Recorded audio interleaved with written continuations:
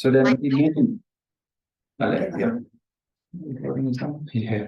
So then think that in front of yourself is Sakyamuni Buddha, surrounded by the masters of particular India, Tibet, and masters of Nalanda tradition.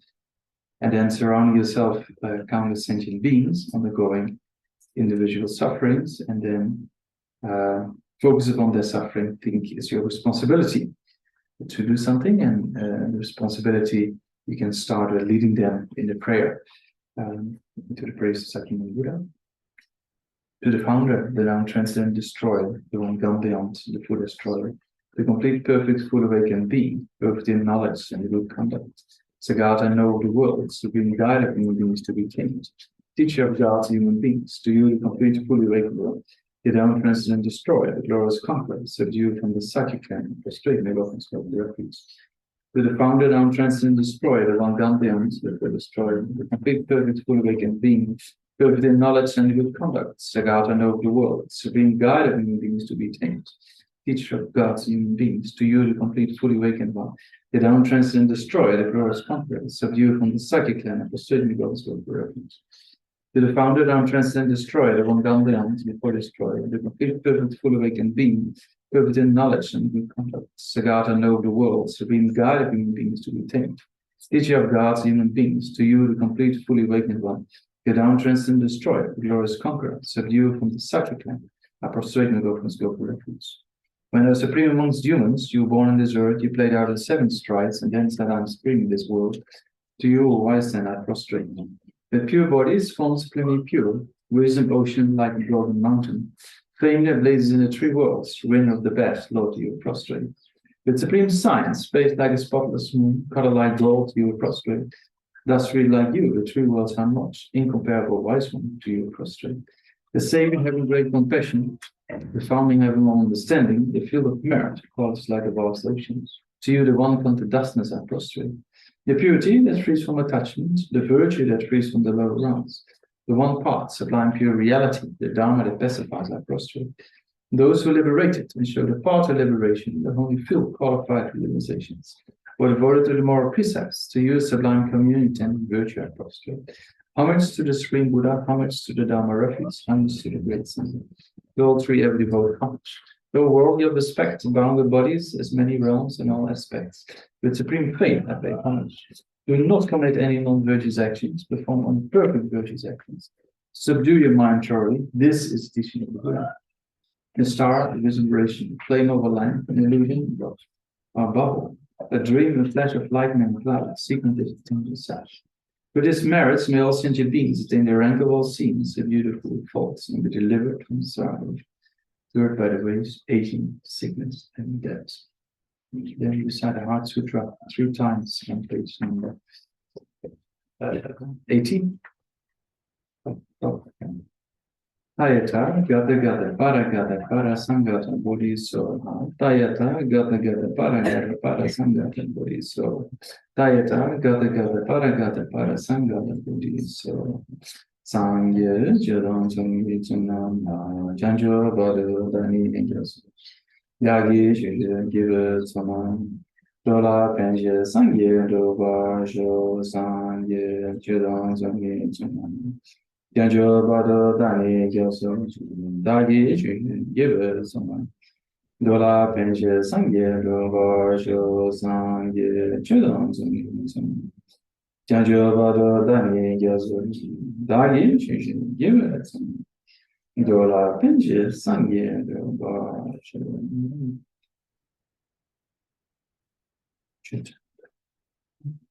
Yeah, come to the news with our country policy. Go down there, la chance and low. Yeah, so there's a famous quote from one of the great masters of your country, India, in particular South India. Yeah, so Arya Nagarjuna was a great philosopher in Buddhist philosophy, one of the scholars of Nalanda, the ancient Nalanda tradition. And he praised the Buddha in a particular way. It's a very profound verse. His Holiness Dalai Lama often uses that verse as an introduction to teachings. And it's a very, sophisticated way of praising the Buddha, because you can praise the Buddha because the Buddha looks so magnificent, or you can praise the Buddha because of his activities, or you can praise the Buddha because of his teachings in general, right? But Nagarjuna was quite specific to praise the Buddha for certain aspects. So the first line, if you translate it straight into English, then it says, you moved out of compassion. Yeah? You eliminate wrong views. You teacher of the sublime Dharma, to Gautam Buddha, I pay homage.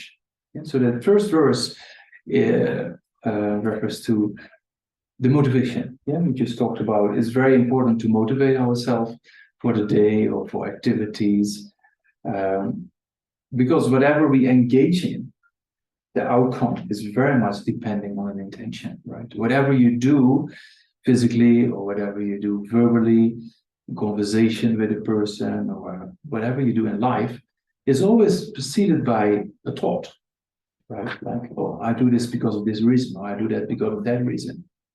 And then because the thought brings a kind of intention, so it's very important to motivate ourselves properly.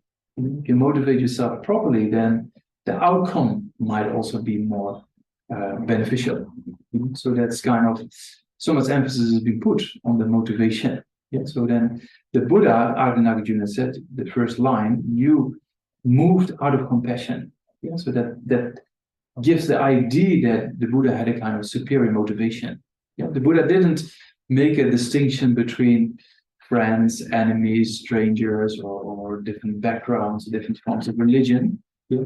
Because we all want happiness, don't want suffering. That's kind of a universal kind of wish, So because having that universal wish, then the Buddha was only concerned how to achieve happiness for all beings, right? Okay, so that's kind of the first line of that verse talks about this kind of superior motivation that the Buddhist doctrine or Buddhism by itself is not really a religion, basically. It's kind of a science of the mind, and that science of the mind is being used in order to accomplish those aims in life, wanting happiness and not wanting suffering. So it's, we don't really believe in Buddhism in a creator as such. We actually our own creator. Yeah? We believe in law of cause and effect. Yeah? So that means that happiness and suffering, although we want happiness and don't want suffering, it is not random, right? Everything depends on cause and effect relationships. Yeah, we know that, right? If you you wake up from a nice dream, you're quite happy in the morning, and you kind of nice day and good weather. I mean, in Bangalore, it's always kind of good weather. I live in the UK. That's mostly kind of overcast, right? But so then you have a pleasant dream, you wake up, and then, quite a nice day starting. But then you see a message of a person you don't go along very well with, or you see the news that disturbs your mind, and then it all changes, right? So you can see that if the mind is happy or not happy, it depends on causes and conditions, right? It's not just random aspects of reality. So that's kind of Buddhist mind science, or Buddhism in general, is very much focused upon understanding this law of cause and effect. And then by understanding the law of cause and effect, how to actually live in accordance with that law. It's very interesting. It's very scientific, in one way. I'm engaged in quite a lot of projects also with scientists, and when we talk about these aspects of dependent origination or the aspects of cause and effect relationships, it makes a lot of sense. It makes a lot of sense in quantum mechanics. It makes a lot of sense in psychology. It's very interesting. So that means that you want happiness, don't want suffering, and those two aims in life can be accomplished if you play with cause and conditions. So that's very important. So we can see that our mind shifts from happiness to suffering and back and forth by what we see, what we hear, how we think. It's very important. So that's kind of the way we think. We cannot change our external conditions, right? You can be annoyed with a person and avoid that person the best way you can, but you walk in another direction and you will find a very similar person very soon. So that means that if you don't train your mind, you cannot avoid external conditions, right? You cannot avoid meeting people who annoy you. You cannot avoid that. That's a given. But you can train your mind. And so Shantideva, one of the other great masters of the Nalanda tradition, he said that, if the whole world is covered with thorns and very difficult to walk around, you can do two things, right? Cover the whole world with leather or cover your feet. So what's easier? Cover the feet, right? So that means if you train your mind, then wherever you go, you were capable of dealing with the situation. Right? So that's kind of a very important aspect of mind training or development of the mind, because we can develop mind. We have an incredible potential. So we're going to talk about today. Yeah. So that first line, Adi Nagarjuna praises the Buddha because of the superior motivation. Yeah. So that if you understand suffering yourself, well, then you generate a wish for others to be free as well, right? It's true. If you go to depression or a sickness and you get cured, then when somebody else goes through a similar kind of event in life, it's much easier to understand what a person is going through and a wish to help the person because you know how it is, right? So that's kind of what the Buddha also went through and contemplating that ordinary life, being born as a prince, right? And then having all the wealth and the fame and seeing that it's not really the real cause for happiness, and then seeing people dying, seeing people having sickness, old age. So that's kind of events in life we cannot avoid. We cannot avoid getting sick. We cannot avoid getting older and all the difficulties that comes with old age, right? That's kind of certain aspects of reality we cannot avoid. So that's kind of good to understand. We will have problems in life, And then if you have problems in life and you have acceptance, it's much easier to deal with it. If you just have a problem in life and you want to avoid it all the time, then you're just fighting all the time and then there's no progress, right? So acceptance also is very important. And if you can solve the problem, you should solve it. And if you cannot solve the problem, then you shouldn't worry too much because you cannot solve it anyway.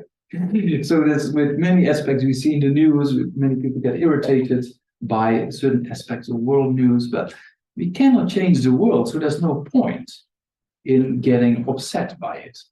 So Shantideva says, if you have a problem and you can solve it. Don't worry. Do it. Take action. Yeah. If you have a problem but you cannot solve it, then also you shouldn't worry because you cannot solve it anyway. Right. So it's very practical. As the Soden says, for example, old age. Yeah. If you get older, then things become more difficult. So we cannot avoid that aspect of reality. Or when you get sick, with COVID, we all have the experience of the lockdown and everything. So certain aspects, we think we are quite in control of our life. But then you saw that we actually are not in control of our life. Right? Many things depend on cause and conditions. And if we always grasp to this kind of permanence and think it will always be like this, then that's going to cause some disturbance when it's not like that. Because nothing is always being the same, right? Everything is in the nature of change. And so there's kind of very important aspects we can learn from these great masters of Nalanda that it is possible to deal with problems because you cannot avoid meeting problems. You cannot avoid getting sick. You cannot avoid meeting suffering. But how you deal with it, that you can train. So that's kind of a very important aspect of the mind training. So yeah, the first line, you moved out of compassion. So the Buddha saw all these forms of suffering of beings and then generated a wish for beings to be free of it, right? Yeah, you moved out of compassion. Then the second line, it says you eliminate wrong views, So it is not that the Buddha is saying you're wrong and you're right. That's not the purpose. The purpose is the misunderstandings of reality in our own mind. Yeah, that has to be eliminated. So we have a lot of misunderstandings in our mind. For example, if you get angry at a person, you generate a mental image. of that particular individual. For example, you have an argument, you have an argument in the office or a family or somewhere in the street, something like that, and then you go back home. Yeah. So you separate physically yourself from that particular individual or that situation. But mentally, you're not capable of separating yourself because you walk away with a mental image of this individual and then think, oh, this person is really bad because of this, because of that, because this. So actually that mental image becomes much more negative than the reality. And so we build kind of misunderstandings of reality of an individual that actually is not going to reality. And when we get irritated or angry, then we generate an image of that person in our mind, and we don't like to look at the qualities, we only look at the faults, right? And then we think that is the person, right? But that's not true. Because if you think about your own room at the moment, mentally, then that image that appears to your room is, oh, that's my room. But actually it's not. It's just a mental image of the room, right? So often what we think is sometimes not actually reality.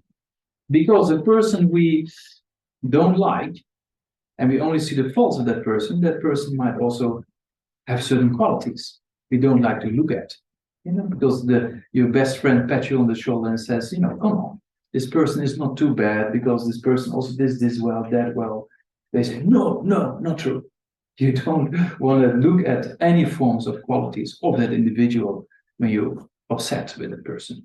So you can see the mind becomes very biased when an affliction or destructive emotion like anger takes over. That's we talk about in Buddhism in great detail, but also in science, there are similar kind of interpretations, right? Kazai.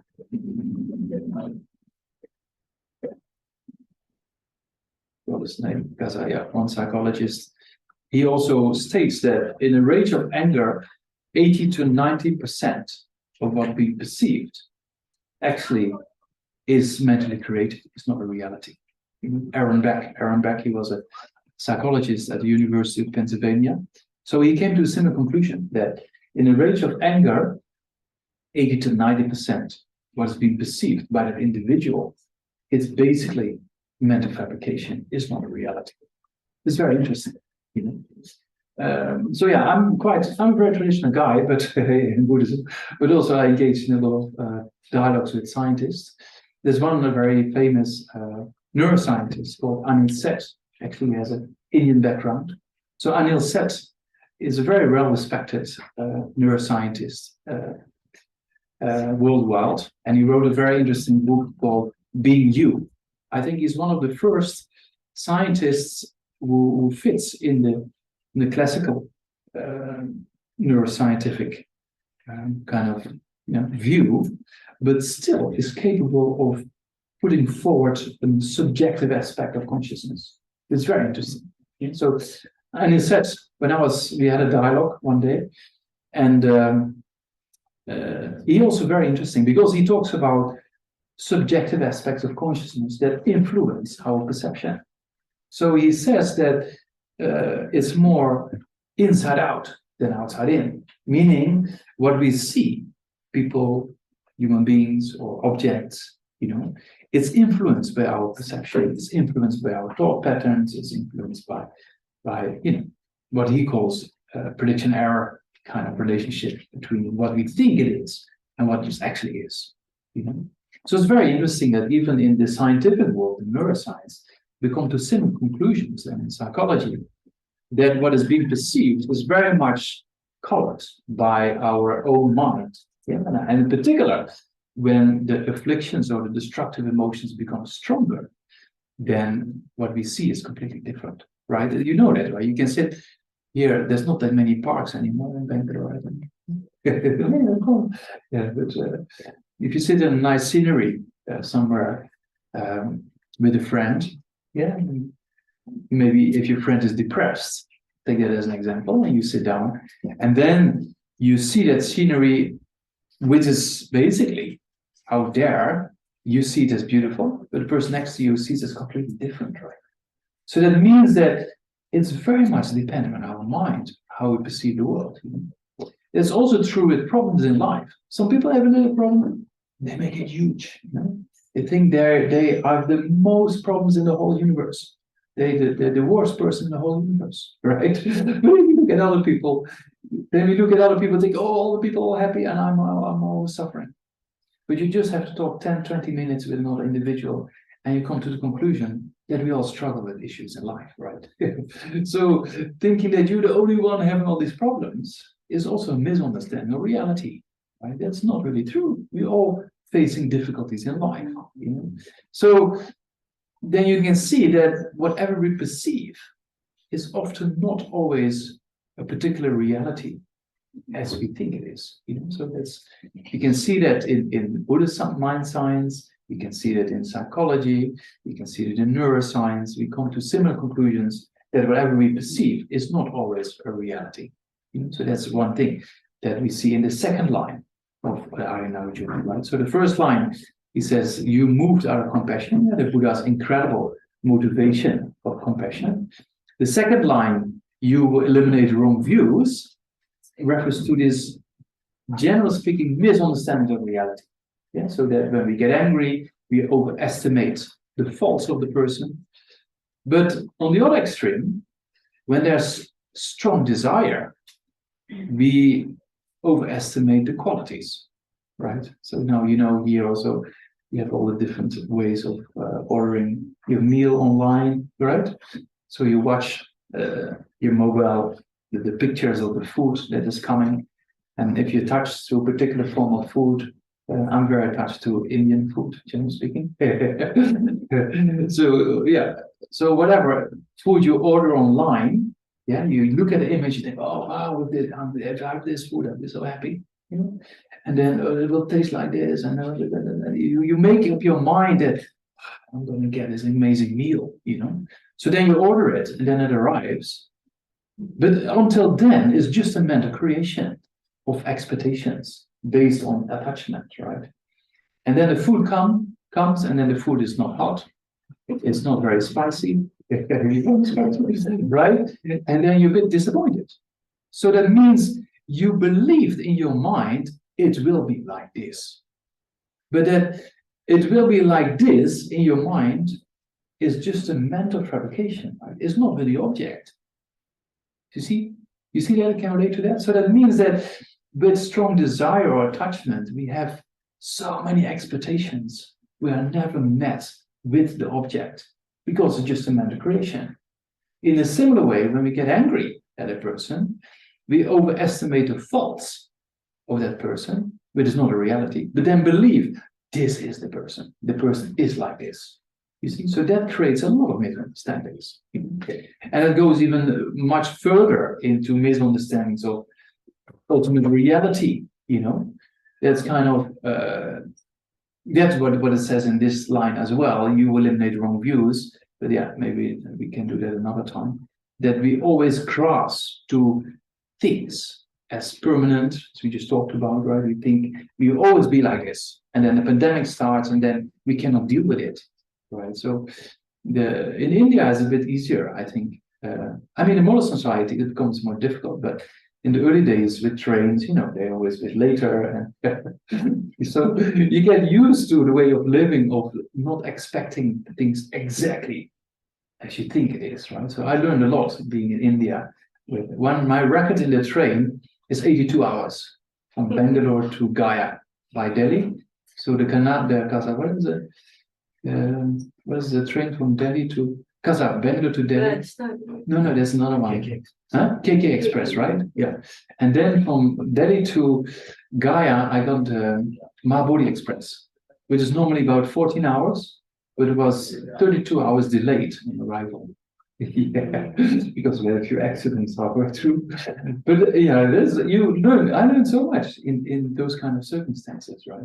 Well, when you're in a modern society, particularly in the West, then when the train is 1 or 2 minutes late, straight away people have to apologize. That's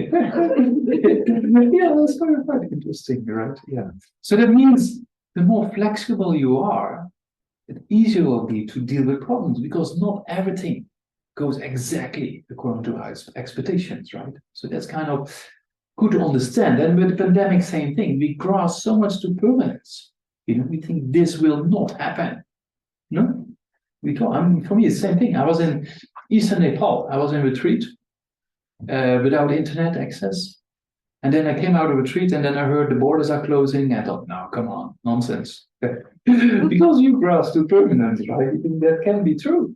So I went to Kathmandu, and then actually it seems to be a reality. But still, my mind was not capable within 24 hours to understand what's going on. So I just got a last flight out of Kathmandu before they closed the borders there as well. I was planning to come back to India, but the borders were closed. So that means that we grasp so much to permanence that often we don't find it then difficult to accept this change, right? So that's very important aspects of reality to be understood, that what we think is not always a reality. And that's even stronger when destructive emotions like anger comes up. You overestimate the faults of a particular individual, and you think the person is this, that's the person. It's not true, it's just a mental fabrication. Right? And with attachment, we also saw you have these expectations of a person or food, as we just saw, right? And then you have this, oh, it should be, it's like this, like that. And then you have an object and it's not there. You see? Another example, my mother was not born Buddhist, right? And she became interested because her son changed his dress, And the son, she knew, is not completely crazy, So, so you knew I'm not completely crazy guy. I've always been a bit strange, but so then she started reading, about Buddhism and things like that. So we have a very good relationship, basically. Very good relationship. And then I go back home sometimes, And then she says, very interesting statement. She says, we looking so much forward to see each other again, right? And then we together. It's nice, but it's like normal. It's not according to what we expected, isn't it? That's attachment, isn't it? I said, exactly. And then he said, when we have to leave and separate again, then we feel unhappy, right? So that's attachment, right? I said, yeah. So there's nothing wrong with being with people you like, but the attachment is the problem. You see that? There's nothing wrong with ordering your favorite food online or eating a nice meal or having a holiday, but the attachment, that creates the problem. Because then you have so many expectations based on attachment, and those expectations are not met, and then they're suffering. You see? So there's nothing wrong with enjoying things in life, but if you have attachment to some aspects, then there's a problem. Because then there's too many expectations. Same with anger. There's nothing wrong with correcting an individual or saying something that needs to be said. But when anger takes over, then there's a fault. Because then you don't see the reality, right? When it's true, no? We say, oh, sorry, I couldn't see because my mind is full of anger. Yeah, because you lose the clarity. We used to do talks in prison, in the central prison in Bangalore. The first time I went, I was a bit kind of, how would that be? But then one of our translators there, he's there for murder, right? So he made a very interesting statement once. He said, for 10, 15 minutes, I was not in control. I made a mistake. So out of anger, he killed another human being. He by himself is a very nice person. He does I don't know how he's still around, but in prison, but no, he's released. Okay, good. Okay. So anyway, he did a lot of good work for the inmates there, organizing. He translated our talks and meditations, and he's a very nice person. But he just said, that period, I was not in control. I made a mistake. You see? So then we talked about the motivation in the beginning of the day, right? That whatever we think influence our behavior. So in this case, same thing. He got angry at a person and killed another human being. So you can see there's a mental attitude that moves a physical behavior. You see that? So that's very interesting why the Buddha was put so much emphasis on the mental training, right? Because if you train your mind, you have good conduct or morality, physically and verbally, and then you can train your mind, you see? So all problems in society and problems in life and problems in our own mind are basically created by the mind. We say samsara and nirvana is created by the mind, and we all want happiness and don't want suffering. Yeah. So yesterday I was with a friend of mine who's a Hindu practitioner, and also he said, yeah, life is not as perfect. So also he strives for a state beyond, rebirth, kind of a liberation, right? So that in Buddhism also we talk about that we can eliminate certain aspects of the mind, these misunderstandings of the mind. Yeah, we talked about Nagarjuna said to the Buddha, you move to utter compassion, you eliminate wrong views. Yeah, so the Buddha eliminates these wrong views in our minds. Yeah, the wrong views of anger, having these misunderstandings of a person, or the strong attachment, having these expectations that's never been met. So if you understand reality more, then there's great opportunity for more peace of mind. So I go back to my mother again, because my son is not completely crazy, as I said, that she started reading. Why is my son, who's a good university degree and did a good research, and why is he going to become a Buddhist monk? Right? So she started reading the books about the Dalai Lama and what we call the Lamrim, the stage of path to enlightenment, and death and impermanence, And then my father got cancer and went very quick. I think 6-7 months, and then passed away very soon. So they have very good relationship. Of course, they had issues. Most relationships they have their own issues, but generally speaking, a very good relationship. But then when my father passed away, most of my aunts and uncles, they thought my mother will go in depression for months. If you lose a partner you with for so many decades. But sadness was there, of course, but there was no depression. Very interesting. So the doctor was very impressed, and our family members were very impressed. And so I asked my mother later, said, how did you do that? She said, no, I'm reading about death and impermanence for some time and thinking about it, that these things are possible in life. You see? So then if you understand death and impermanence, you accept it much more, right? If there's an acceptance, it's much easier to deal with the issue. If there's no acceptance, then you want to avoid it, but you cannot avoid it. You cannot avoid death and impermanence, right? We cannot avoid losing people in life. We even have to go ourselves one day.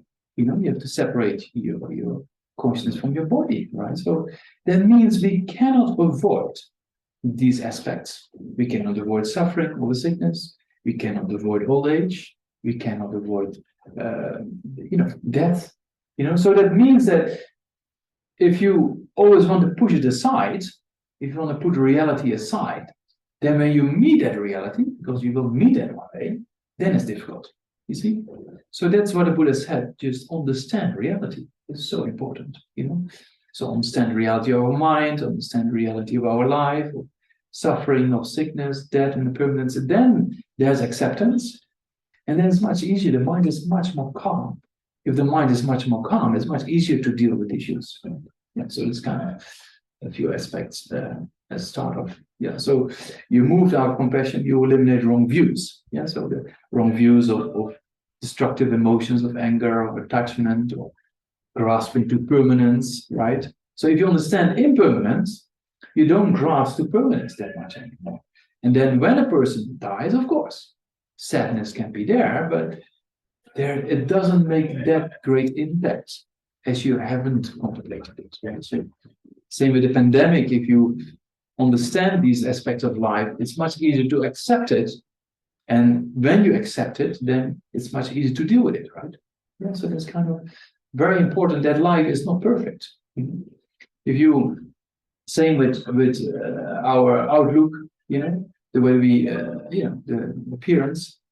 Some people are really into how they look, in the mirror every day, and but over time, it's also my hair is redrawing. In the monastery, because we have a 20-year program with the monks. The nuns also have similar study programs. So in our monastery in Kuppe, then because you're classmates for 20 years, and then you get older, right? But then because you see each other every day, it doesn't appear like that. But if you see people once every few years, then you know old age is setting in. So then a few of my classmates, of course, this hairline withdraws, right? So then we always measure with fingers. And then it's more than 3 fingers is considered as being bald. Yeah. So those aspects of reality in a monastery, we joke about it because that's how it is. We cannot prevent that from happening, right? That you get gray hair and wrinkles. And so we just joke about it, and then it's much easier to deal with it, right? If you don't want to meet that reality and you meet it, then it's quite difficult, you see? So that's kind of a very important aspect of the Buddhist teaching. The Buddha said, you should avoid these kind of misunderstandings of reality. Understand reality, accept reality. It's much easier, So if you meet the masters in the tradition, then often you can see that, they joke around about death and impermanence all the time. And, oh yeah, they didn't give me a ticket yet, so I'm still here, or in Gyumen Monastery, there are very interesting individuals who know exactly when they die, so they give away all their possessions, and then they just wait and then just die peacefully, And there's all kind of signs, it's very inspiring, and some use the clear mind of death as meditation. It's very interesting, even scientifically, very interesting phenomenon, So then they die, but there was one monk who gave everything away and he didn't die. So yeah, at least he got a little bit touched. You don't have much possessions in that monastery because you don't have much space. You just have half a table, that's it, and a bed. So yeah, but anyway, so so it's important to understand reality. That's what the Buddha said. You moved out of compassion, you eliminate wrong views. Yeah. You teacher of the sublime Dharma, it says. So the teacher of the sublime Dharma, then Arya Nagarjuna praises the Buddha's incredible teaching on what we call dependent origination. So the Buddha's teaching on dependent origination is very interesting. Why is it very interesting? Because it gives us an insight into reality. We talked about before, when you're happy, happiness comes by causes and conditions. Maybe you had a nice dream, or maybe you had a nice conversation, or maybe you're just relaxing, right? And when you get a bit down or unhappy, maybe you saw a person you disliked, or you read something in a newspaper, or saw something on TV or whatsoever. So everything is dependent on cause and conditions, right? Nothing is existing from its own side. So that's what we call the teacher of the sublime Dharma. So everything is dependent on cause and effect relationships, right? We know our whole mind changes all the time, you see? So there's a change of the mind coming and going of various aspects of cause and conditions that motivates us or that causes us to be happy or unhappy, right? So there's a reality there. That's interesting. We all want happiness and don't want suffering, right? I think we all can agree upon that conclusion or not? Yeah, we want happiness and not suffering. Okay. But then how do we accomplish those causes? If just wealth and fame is not really going to work. Some people think, but you can see it, right? That people who are very famous, very wealthy, they often struggle with more mental issues than a person who doesn't have that kind of aspect of life. So that means that, that's not really bringing ultimate happiness. Then another aspect is that our object of the senses, so to say, or the objects of desire, do they really bring ultimate happiness or not? That's also a question. We have various types of consciousness, right? We have sensory perception, so what we see, what we hear, what we smell, taste, or touch. And we have mental consciousness. So if the objects of desire are giving ultimate happiness, then the more you engage in them, the happier you should become. Right? So the more you have your favorite food, do you become happier and happier or not? No? Or the more you have your favorite car or favorite mobile phone or phones. Sometimes people work with 2 phones these days. So the more you have, it's not you become happier and happier, right? Yeah. I used to go to all night long rave parties in Rotterdam when I was a university student before we came back. Yeah. So I went to these all night long rave parties and then came back home 8, 9 o'clock, had breakfast with our parents, and then went to bed for the rest of the day. Yeah. But it's not that the more you engage at that time, you're young and you think that's the cause for happiness. Of course, there's some temporary happiness involved. Right? But the more you engage in it, it's not you become happier and happier, or drugs, whatever you use, smoking or drinking or other substances. It's not the more you use them, the happier you become, right? Yeah, the Netherlands is a very liberal country, by the way. So you don't have to smoke yourself. You just walk in Amsterdam in a particular area and you get high, right? You just walking around. But it's not that the more you use those things, the happier you become, right? That's very interesting to see, that the real happiness is not that external, The more you have, the more money you have, the more wealth you have, the more fame you have, the more food, the more possessions. You don't become happier and happier, right? You see, that's a very interesting statement to understand. Because the real happiness comes from within, I had a few friends who work for a few fitness education, then work hard for a year or two, and then go on a world trip, because a world trip, you become happy, right? Right. Yeah, that's what you do. You want happiness, so you go on a world trip. So you go here, you go to one country, you get bored. You go to another country, you get bored. You go to another country, you get bored. And there's no end, So some of my friends, they came back after a year and said, I said, yeah, wherever you go, your mind is with you, right? But if you don't train your mind, then there's no end to no satisfaction, right? There's no, yeah, we know, right? I think in the Hindi songs, I'm not very versed in Hindi songs, although I like the harmonious, between a man and a woman, right? I don't know Hindi, so I don't know what they're talking about. We'll probably talk about similar things, right? As I get no satisfaction and I haven't found what I'm looking for. Probably very similar, no? I think, yeah. So you can see that the external things, and that people come at a certain moment of life, they come to a conclusion. Is it everything? Maybe there's something more. So some people start to ask questions like that, right? So for me, same thing. When I was in my early 20s, then I stopped parties, and then I started to think about these things a bit more. There is something, maybe a more sustainable form of happiness that can be gained from within, right? And if you meet meditators, for example, when I was in Eastern Tibet, Eastern Nepal, just before the pandemic. There was one old person, his early 80s.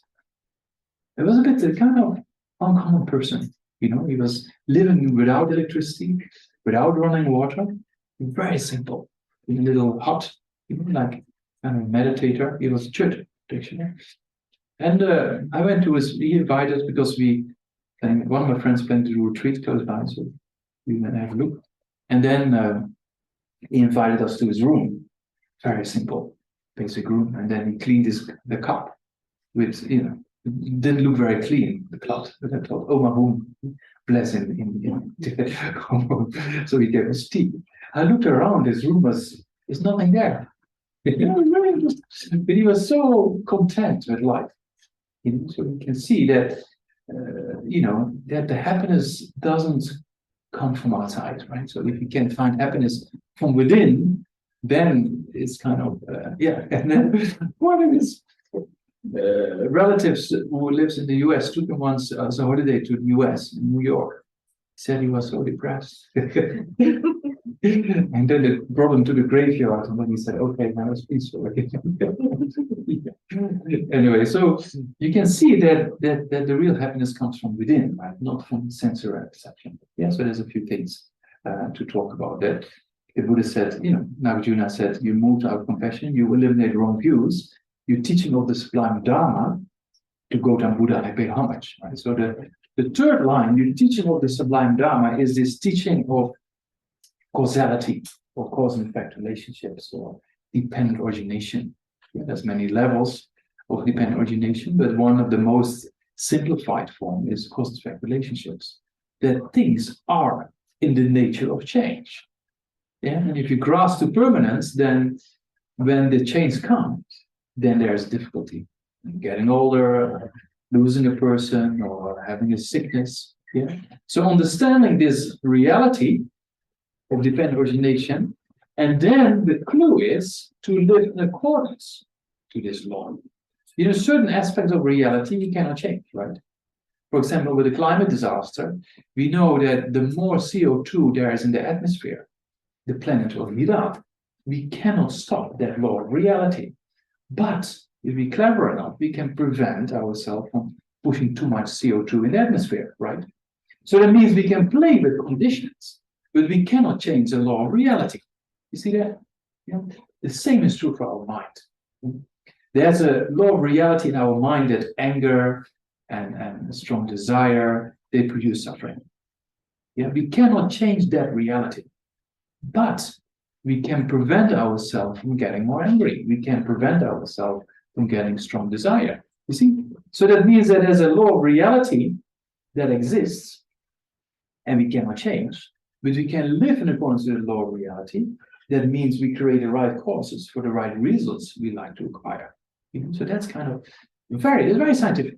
That aspect of Buddhist mind science is extremely scientific. That we have to train our mind in order to eliminate these destructive emotions and generate constructive ones. Does it make sense or not? So that's kind of very essential mind training. So to think about the faults of particular destructive emotions like anger, strong desire, and then on the other side, think about the benefits of the antidotes, right? So think about the benefits of practicing patience or the benefits of contentment. If you do it for a prolonged period of time, then the mind will change. And that's definitely true. Shantideva said, nothing is impossible. Nothing is impossible with habituation. So that's very. One of my friends in the Netherlands, we met at Buddhism in 1993, at the same time, same place. And he used to be very uptight, very, very easily angry. And he told me, especially in traffic. So, and in the winter in the Netherlands, when there's a bit wet snow, there's a lot of traffic jams. Even though they move the lanes in the morning, more lanes into the city, and evening more lanes out. It's a very sophisticated system. But sometimes you cannot prevent a traffic jam, right? So then he used to get so angry at a person who just comes in front. So he said he used to sit behind his steering wheel and just shout at the person. But the person in front, windows closed, heating on, and listen to some music, he doesn't even know that he is shouting at him, right? So you can see he only had himself. Because he went home, he was tired and upset, and his whole evening was spoiled, right? So very interesting that because he cannot prevent the traffic jam, then if you get irritated, actually on top of being late, also mentally, there's an issue, right? So now he told me after a few years, after 10 years or so, he told me that he just laughs about it now because you cannot change the traffic jam, so you have to deal with it, right? So that's very interesting. That's a much healthier approach, So if you contemplate the faults of the affliction and the benefits of the antidote, then you can shift and change the mind, So that's kind of what we call dependent origination. One aspect of dependent origination. The more sophisticated aspect of dependent origination and the root of all these afflictions is also very clearly explained, by Nagarjuna and many others. So that nothing exists from its own side. Things appear to us, as we started today with the talk. What appears is not always a reality.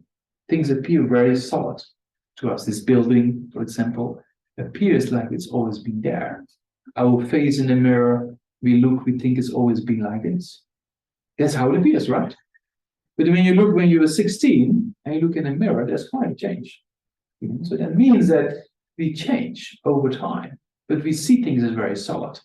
So this aspect of Buddhism, when we talk about dependent origination, helps us to understand that nothing exists from its own side out there. It's a very interesting aspect of phenomena that we can see in similar ways in quantum mechanics these days. So that's very profound aspects of reality, that everything is a nature of dependence And because everything is nature dependent, nothing can exist from the outside. It's a very interesting aspect of reality. Once I had last year a dialogue with Carlo Rovelli, who's found a very interesting physicist in the field of quantum gravity. He's quite well respected scientist. His books are translated, I think, in 30, 40 languages, you know. And there's one book by him called Helgoland, you know. And in that book, he summarizes physics and quantum mechanics and the different views in quantum mechanics. It's quite, even for me, quite not too difficult to read, you know. So that means that there he states in chapter 5 of this book, he states that what Nagarjuna is saying about dependent origination, he said, I can completely agree with this view of reality as we see in quantum mechanics in the present time. Yeah. So that's very interesting to see that there's a very nice kind of common ground between these aspects of reality as the Buddha explained 2,500 years ago, and we find in the modern findings in quantum mechanics. So and that goes a step further because that goes into the aspect of that, you know, these afflictions like anger, attachment, jealousy, pride, they're all rooted in the concept of I and mine. When you get angry, you think about I, right? And so it's very easy to check this. If I ask you, we do a short kind of, test. When I count to 3, okay, everybody gets angry, okay? Yeah, 1, 2, 3. Yes, there you go. So it's not easy for some people to smile. But when I say, look at your hair, look at your dress, look at your wear, look at your sit, you know, then people get annoyed. Say, how dare Namdak say this to me? I'm not like this. You see, and then the I comes up, the ego comes up, anger can be generated within seconds, right? You can see that it's rooted, you know, is rooted in an ego or a sense of the self. You know? So that's very interesting to see. So that's what the Buddha was very interested in, this aspect. Because if you cut that root, then all other afflictions will cease to exist. Because when you have a problem in life, oh, I have a problem, I'm the worst person in the whole universe. You know? Yeah. And this problem is not going to be to change, it's like that, and it should always be like that. You know, you see everything is very concrete, and it's all related with an I. You see? Yeah. And with attachment, same thing. Oh, I want to be with this person. Oh, I want to have this food. Oh, I want to have this. I want to have that, you know? So then also you see the ego is very strong. And that's true for all problems in society. If it's destructive emotions, if it's depression, low self-esteem, it's all rooted in this kind of ego. So that's the Buddha said. It's not easy. This is a very difficult aspect of the mind training, but a very sophisticated one. Another example to see. This is a very interesting conversation between His Holiness Dalai Lama, one person who was depressed, and a psychologist. You know, so the psychologist brought this person to His Holiness, and this lady was depressed. So this lady said, "I'm depressed." And then His Holiness doesn't say, "Oh, sorry to hear that. Please sit down." His Holiness is very direct. You know, why are you depressed? And then she explained, and then His Holiness says, "Who is depressed?" She says, "I am depressed." He said, "I am depressed." She said, and then His Holiness said, "Okay, you close your eyes," and she closed her eyes. You know. And then she said, "Look, where, you know, this eye that is depressed, where is it? You know?" She said, here, pointing at the chest. Okay. Someone said, "Okay, now you move it from the left to the right for 2 centimeters." She said, "Oh, it's not there." Yeah. And then she became much more relaxed all of a sudden. It's a very interesting example because often this ego or I appears very solid. But actually, there is nothing solid to be found like that in our body and in our mind, right? Our body, you can see, when you're 16 and you see in the mirror, it's a constant change, right? And so there is no I to be found in this kind of, I mean, every day about 50 billion cells change in the body, right? So if that changes every day, is there anything solid there or not? There's a question, right? And the mind is even more fluctuating between thoughts back and forth, right? Or not? So you wake up, we have a thought, and we see something, hear something, another thought comes.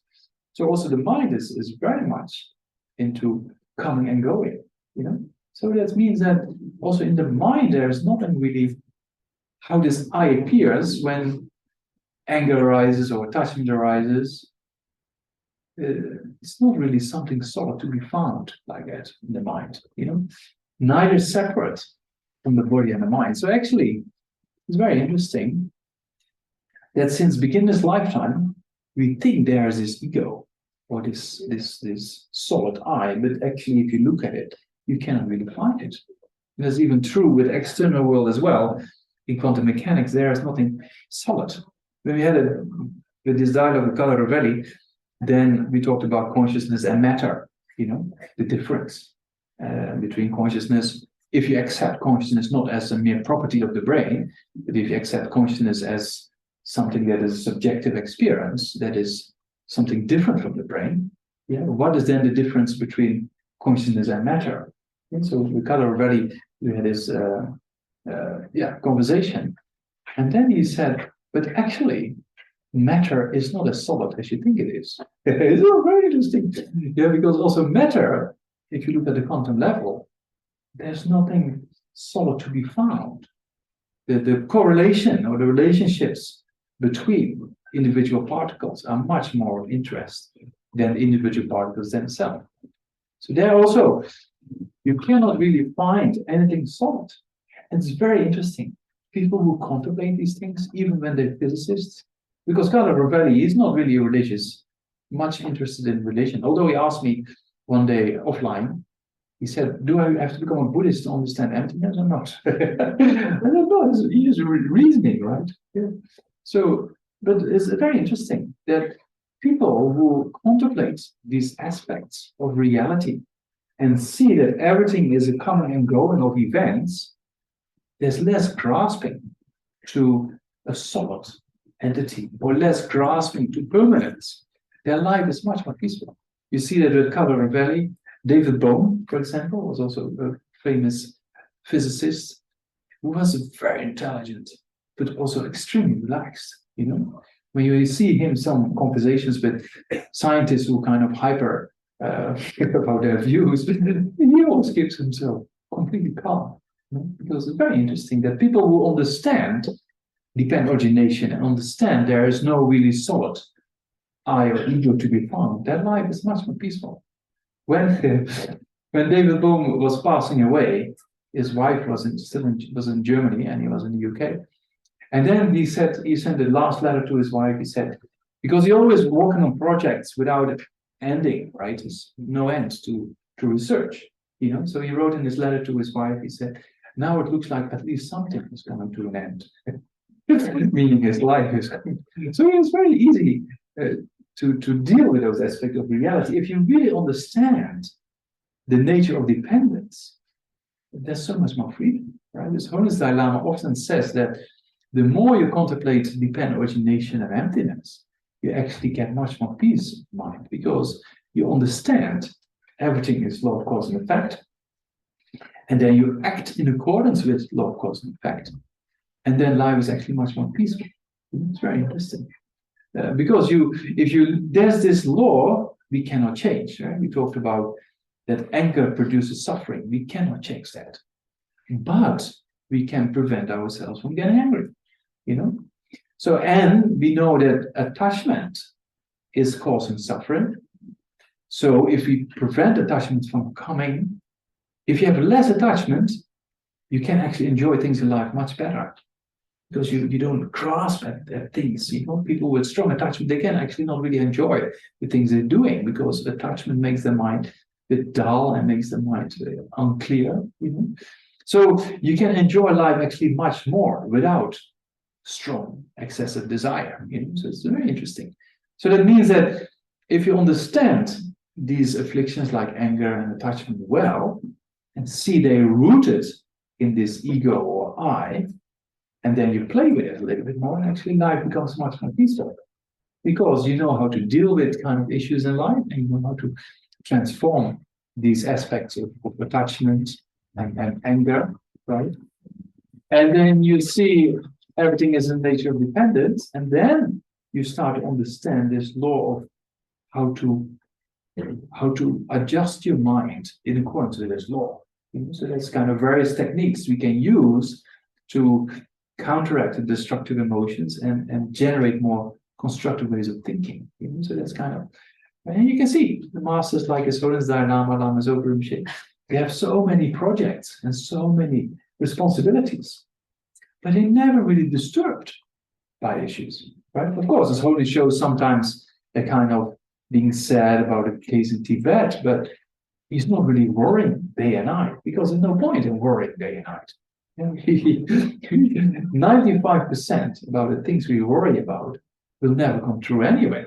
Yeah, so it's very interesting. We create sometimes a lot of kind of mental suffering for ourselves. It's not really needed. So then you can see that these masters, they much more flexible. They know with a good intention they try to do the best, but sometimes it doesn't work out. So then they just leave it. It's kind of writing into water. If you write into water, it goes straight away, right? Yeah. So that's how these practitioners actually deal with issues. There's no grasping at things. Things just flow. Well, for us, it's kind of our emotions are written in stone, right? It's very solid. It's also true in His Holiness met one of the world leading behavior scientists in facial expressions, Paul Ekman. When he met, he pinpointed down 10,000 muscular differences in the face. Very interesting, because how we look reflects our inner emotional life. Yeah, so you don't have to have clairvoyance. If you look at people, if they're interested or getting bored or that, right? Looking at the faces, are people irritated or not, or people's mind at peace or not? You don't need clairvoyance. You can look at the faces and you can ID. So that means that what we reflect in our place is kind of a reflection of the emotions we have, the states of mind we have, right? So then when Aaron Beck was traveling across the different countries, different cultures, and pinpointed down all these, now together with his daughter, Eve Ekman, they're doing this project of mapping emotions. So how do emotions correlate with various brain activities? A very interesting project. So then he saw so many faces, and then he met His Holiness Dalai Lama. He said, "Never seen a face like that before." It's very interesting. Why? Because when you talk about difficulty in life, you can see there's an emotion, right? But straight away there's a laughter after that, the spontaneous presence, meaning there's no grasping to it. Sometimes we have a difficulty in life and we hold on to that, right?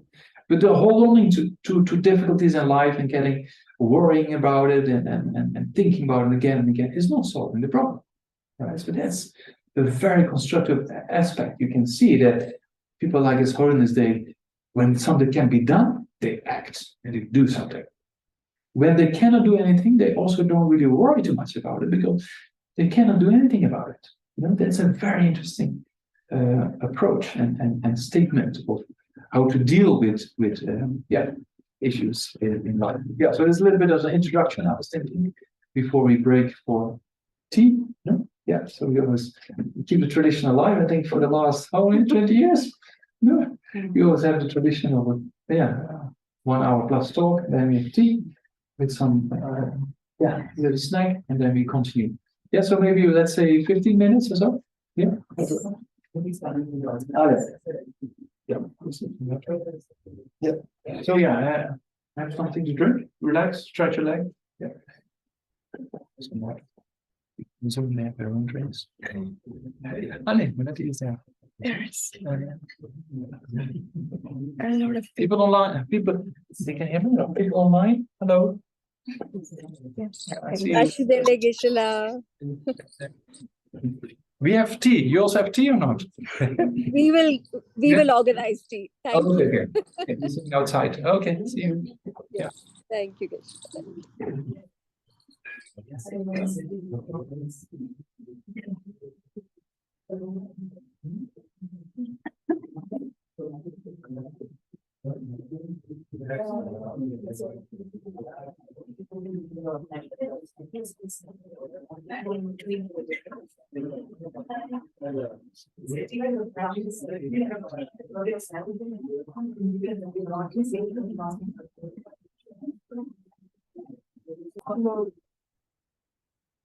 Please come back, everyone. Hello. You can stop. I did, sure, yeah. I was also thinking saying something.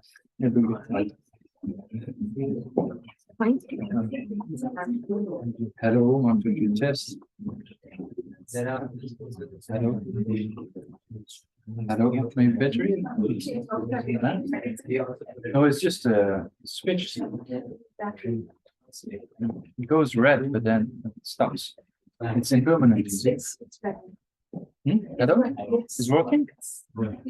Hello? Maybe battery. Hello? Yes. Huh? It's on now. It's on now. It's off. It's on. On. You can hear me? Yes. Yeah? But I mean, you can hear, but also to the speaker. Okay. Finish with tea, coffee, biscuits, things. Yeah. People online, they're still having tea and coffee somewhere. Maybe. Yeah. They can hear me, I suppose. Yeah. Okay. Yeah. Yeah, so before we continue, to make sure we have the correct motivation, that being very important, as we indicated already in the morning.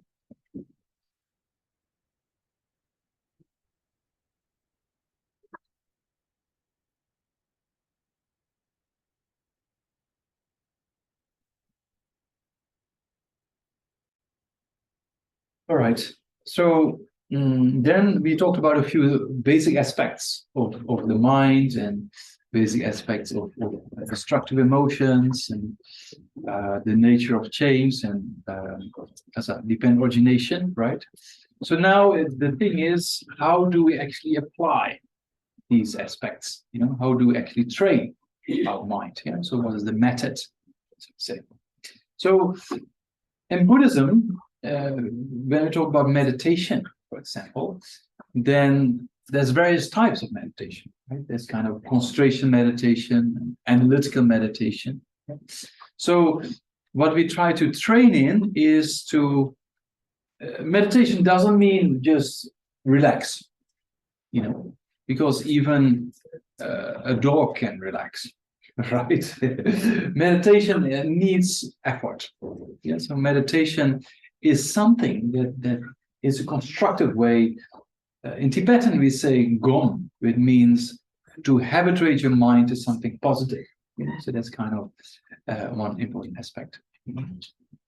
So how do we do this? So there's two types of meditation in general. One is the concentration meditation, and the other one is the analytical meditation, right? So the concentration meditation is needed because without a certain amount of concentration, we cannot keep focused. And without a certain amount of concentration, we cannot change the mind properly.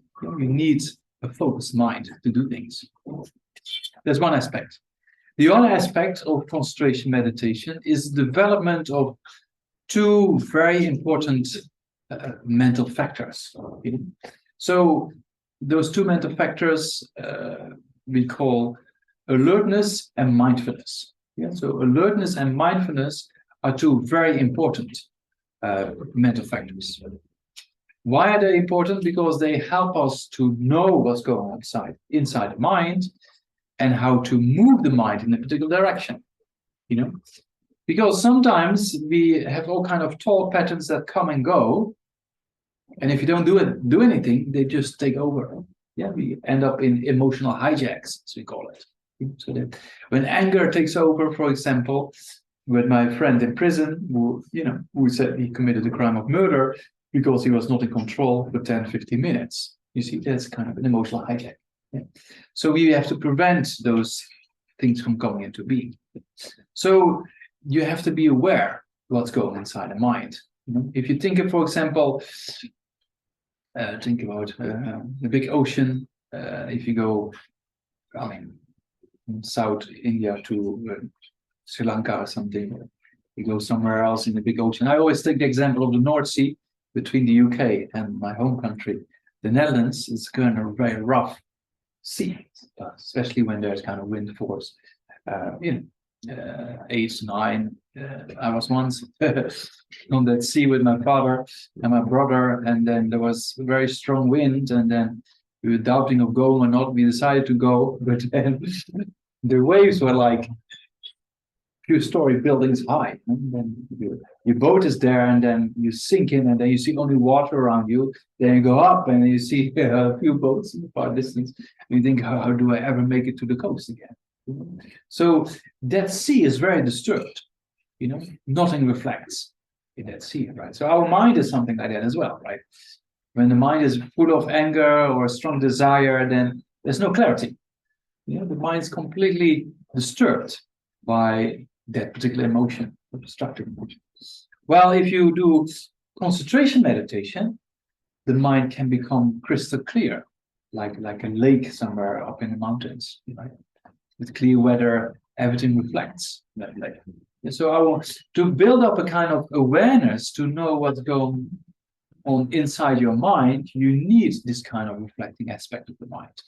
Because most people in modern society, their mind is completely occupied by the external things, and particularly with the internet, especially with the mobile phone. People's partner is the mobile phone. Most people they go to bed with a mobile phone, they wake up with a mobile phone, they check the messages or the emails or whatsoever or social media before going to sleep, and then they say, I find it difficult to fall asleep these days. It's no wonder, right? Because if you sleep, it's a mental activity. Yes, mental consciousness. It withdraws the mind. Well, sensory perception is externally focused. So if the mind is externally focused a lot, it's very difficult to withdraw. So the more the mind is externally focused, the more difficult it will be also to meditate. So also in modern times, people find it difficult to sit down without anything. For some people, very difficult. There's very just to put a person on a chair in a room with nothing, no phone, no internet, no things on the wall. Some people they freak out. Really, it's very sad. And some people, because it's very sad research.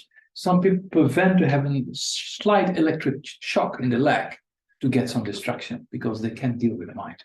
It's very, very sad. But if you know how to deal with the mind, then the less external conditions there are, the more peace of mind there is. So that's kind of a very interesting aspect of the peace of mind, like this lake in the Alps or lake in the mountains, that can be accomplished with kind of concentration meditation. So in a concentration meditation, what you try to do is try to focus your mind on an object.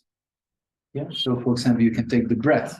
You can count your breath from 1 to 10 and then start over counting, and do that for a minute or 2 or 3 minutes or whatsoever. So if you engage in that process, then you use these 2 mental factors I just mentioned, right? So alertness is a mental factor that checks if the mind is either getting distracted or not. And if so, with mindfulness is a term often not really, often misused, especially in modern times, is very popular, right? But the real meaning of mindfulness is remembrance, to remember a familiar object. So for example, if you do concentration meditation and you count your breath from 1 to 10, and then you start over with a count, what you do at that time is, as soon as the mind goes outward to your famous place you want to go or the food you want to take, then you see that with alertness, my mind is going away from that object. And with mindfulness, you remember what you're supposed to be doing, which is accounting of the breath. You can see. So in that training, you train your mind to basically go back to what you're supposed to be doing, which is accounting of the breath. right? So if you do that kind of meditation on a regular basis, meaning every day for a few minutes, you train your mind in one aspect of being alert. Where is my mind going? Is it staying on this object of counting the breath or not? Well, it's not. You straight away recognize that. So you build awareness. You see that? If you don't have awareness, then there's no way you can develop a mind. You need a certain amount of what we call emotional intelligence. A person, a criminal, for example, what we can see in the minds of criminals is their mental health and their emotional intelligence is not very, very good. So that means they're not really aware of their own emotional lives, and that's why they don't know what they do to others. They don't have the feeling themselves, so they don't have the feeling for others, right? So you need initially a kind of awareness building. You need to know what's going on inside your mind. So for that purpose, if you do concentration meditation, you train in these two mental factors. You see, oh, now my mind is going there. Now my mind is going there. So you become more aware about various aspects of where the mind is going. Most people initially, they're not aware of what's going on inside the mind because the mind is so distracted. Some people even say, oh, they say, oh, life is so good because I have so many distractions. So you see that, So that means that if you get distracted, you don't have to deal with the issues of the mind. So if you have a lot of mental problems, then the more distractions it looks like, the more distractions you have, the better your life is. But it's just a temporary escape, right? It's not really solving the problem. So you need to solve the problems by becoming more aware and then directing your mind. So that if you engage in these kind of meditations, this kind of in CKSL now there's a course going right about meditation, right? Style. So then you learn how to direct your mind initially by the power of concentration, and then later on you can direct your mind in following thoughts or not following thoughts. Often when we see something, we react, then our thought goes, straight away. With a person we don't like or a situation we don't like, we see it, and then we start thinking, worrying, and then all kind of negative aspects of the mind come. But if you train your mind and you see a difficulty or a person who is annoying, but then you can take a distance, you don't get involved anymore, right? So you prevent yourself from getting disturbed by these emotions. It's like you just look from a distance without getting involved. It's very similar to, people watching a movie in a plane on the screen or in the public transport on the iPhone or smartphone, whatsoever. There's kind of this fruit games. I don't know, they do that also here, I suppose. The tube. Candy Crush. It's candies or something. I saw it a lot in the tube in the UK, in London. So then you see the people, the mind is inside. Or when you look at a movie, it's inside. Once I was on the plane and I was doing my prayers, and the guy next to me watching a horror movie or something like that. So every 2 or 3 minutes, he just jumped back in his chair. Like, I was doing my prayers. Ooh. That doesn't look like a real cause for happiness, So you could see his mind was completely involved in the movie, right? So you're not aware, you just react. There's no control. You see that? When I was looking, I saw the screen, I saw some guy with a mask and stepping. I was like, oh, that doesn't look very nice movie, So you look, you observe, and you see what happens to the person. So you get a clear picture of what's going on, right? Well, that person is completely involved. There's no clarity of the mind. You see that? So the clue is to have a distance of events and to look at it from a peaceful point of mind, and then you can still follow it or not and make a decision, right? So that's kind of the mind we should try to develop. So that comes initially with this concentration meditation. If you concentrate on the breath, you count from 1 to 10, then you start over counting, and you have these two mental factors. Alertness checks.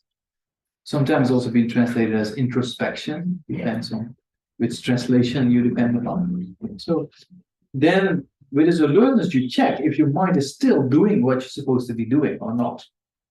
Right? So if your mind goes and drifts off, daydreaming or the object of desire or whatever, you'd be alert. Now my mind is getting distracted. Then with mindfulness, you remember what you're supposed to be doing because your intention and your motivation was to count the breath. Right? So with mindfulness, you bring back your mind. Then you see, so you concentrate on the breath, right? You count 1 to 10. Then your mind goes out because you hear a car or a scooter. So your mind goes out. With alertness, you see that. Oh, my mind goes. And then with mindfulness, you remember, but what I'm supposed to be doing is the counting of the breath. You see, you bring your mind back again, you know? So if it goes out, you bring back. It goes out, you bring back. You see that? So that kind of meditation helps us to follow something we like to follow. So that over time helps us not to follow negative thought patterns, for example.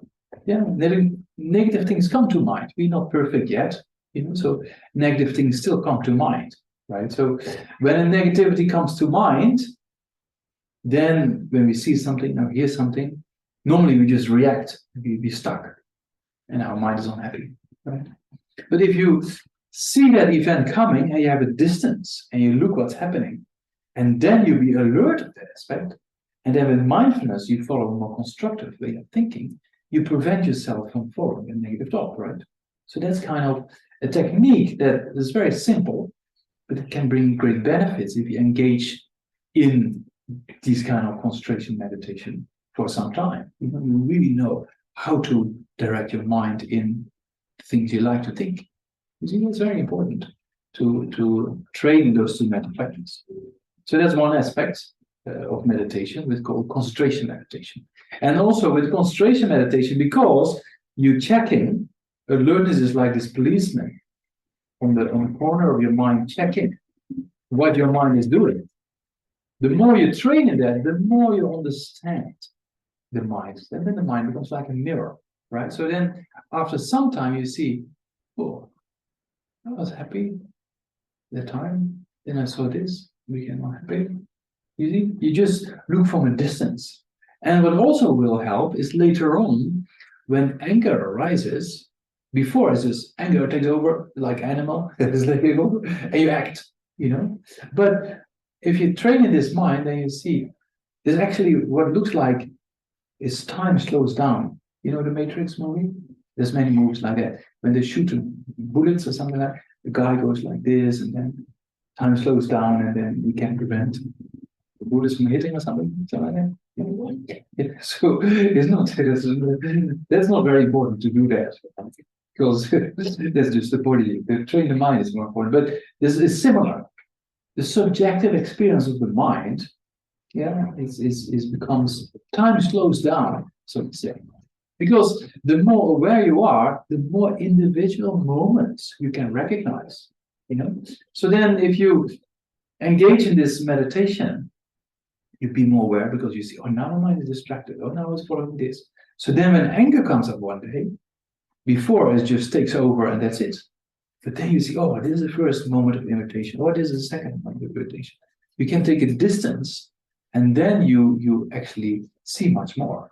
It looks like time slowing down, but actually the subjective experience is that you see more details. You know, initially we're just distracted and then things take over and there's no awareness, right? But then over time, there's a kind of awareness building and then you see each split second more clear.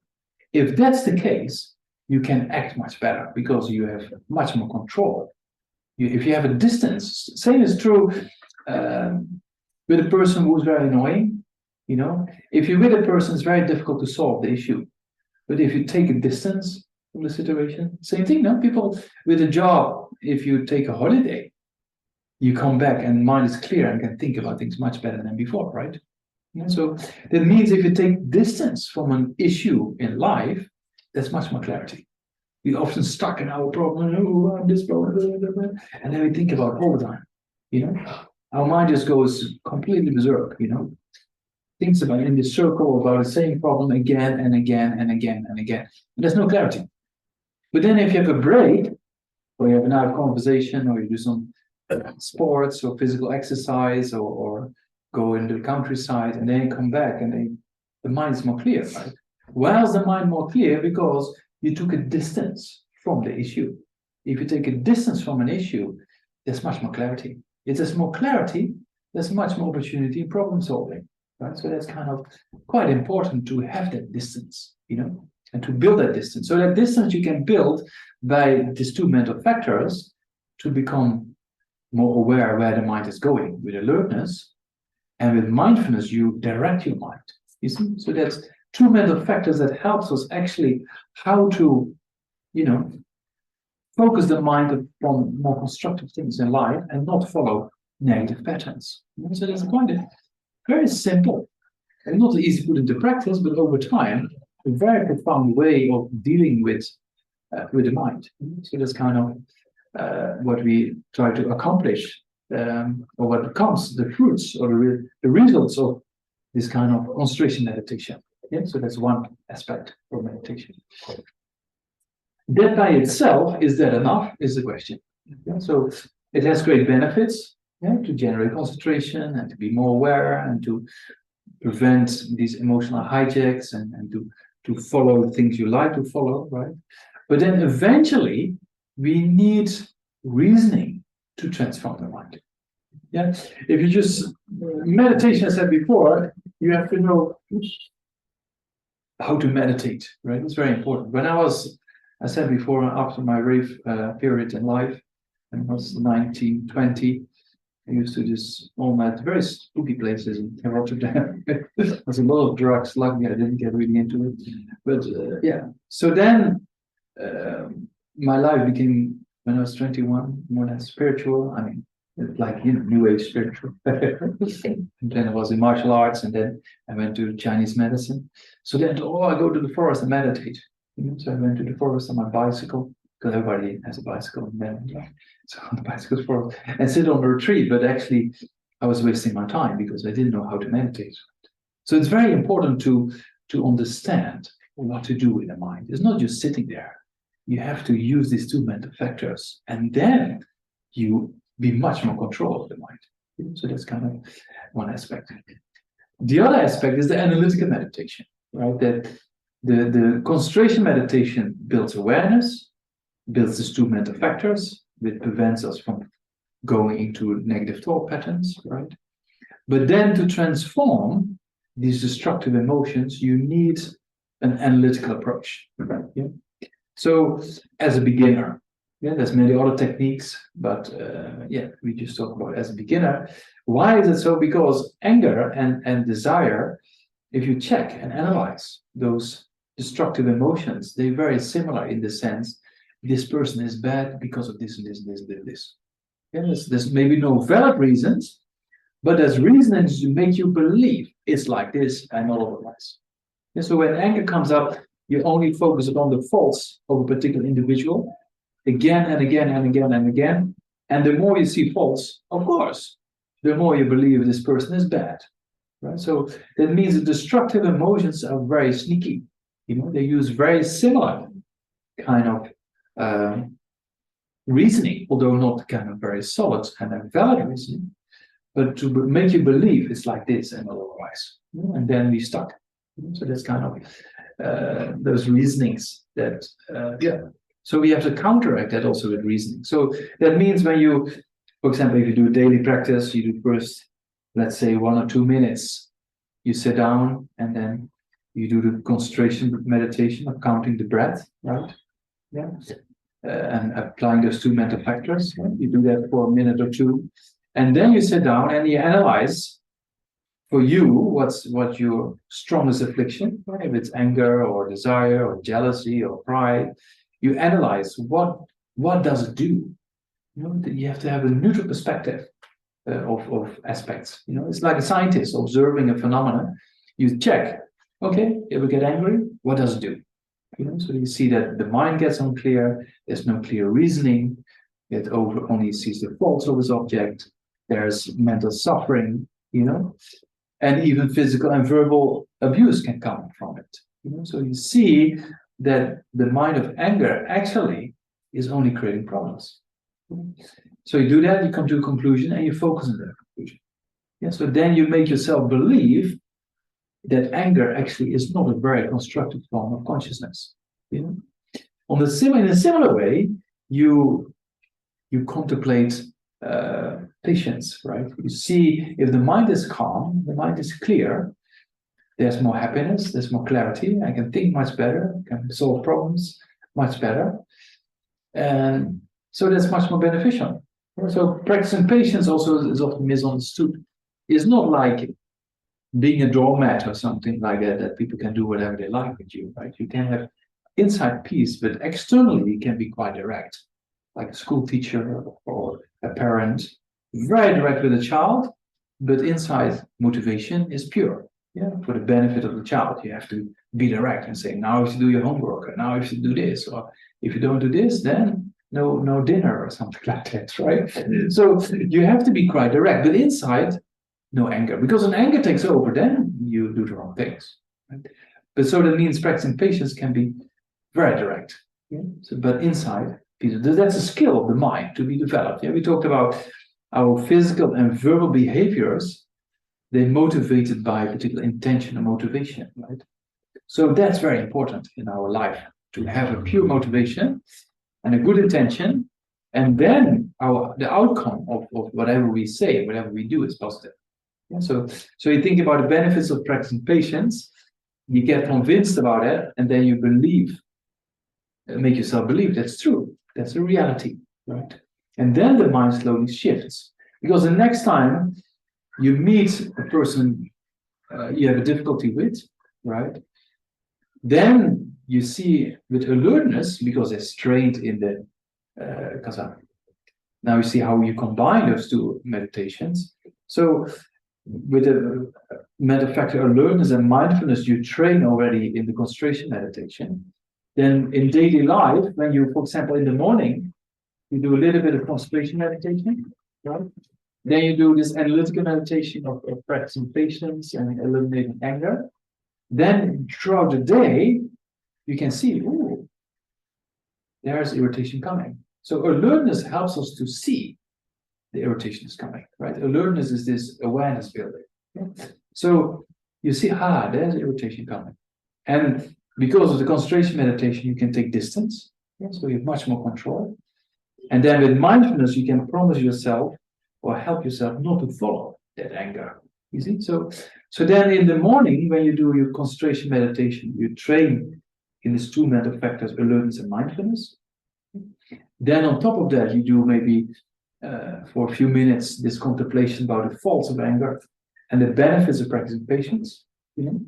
That builds up an insight, a conclusion. Yeah, if you do an analytical meditation on the faults of anger, and you come to an insight, oh, it's really true. When I get angry, it disturbs my mind, I say the wrong things, I cannot really solve the problem, I lose my appetite, I lose my sleep, I'm worrying about it, having said the wrong thing. Anger only produces suffering. So you come to that conclusion, right?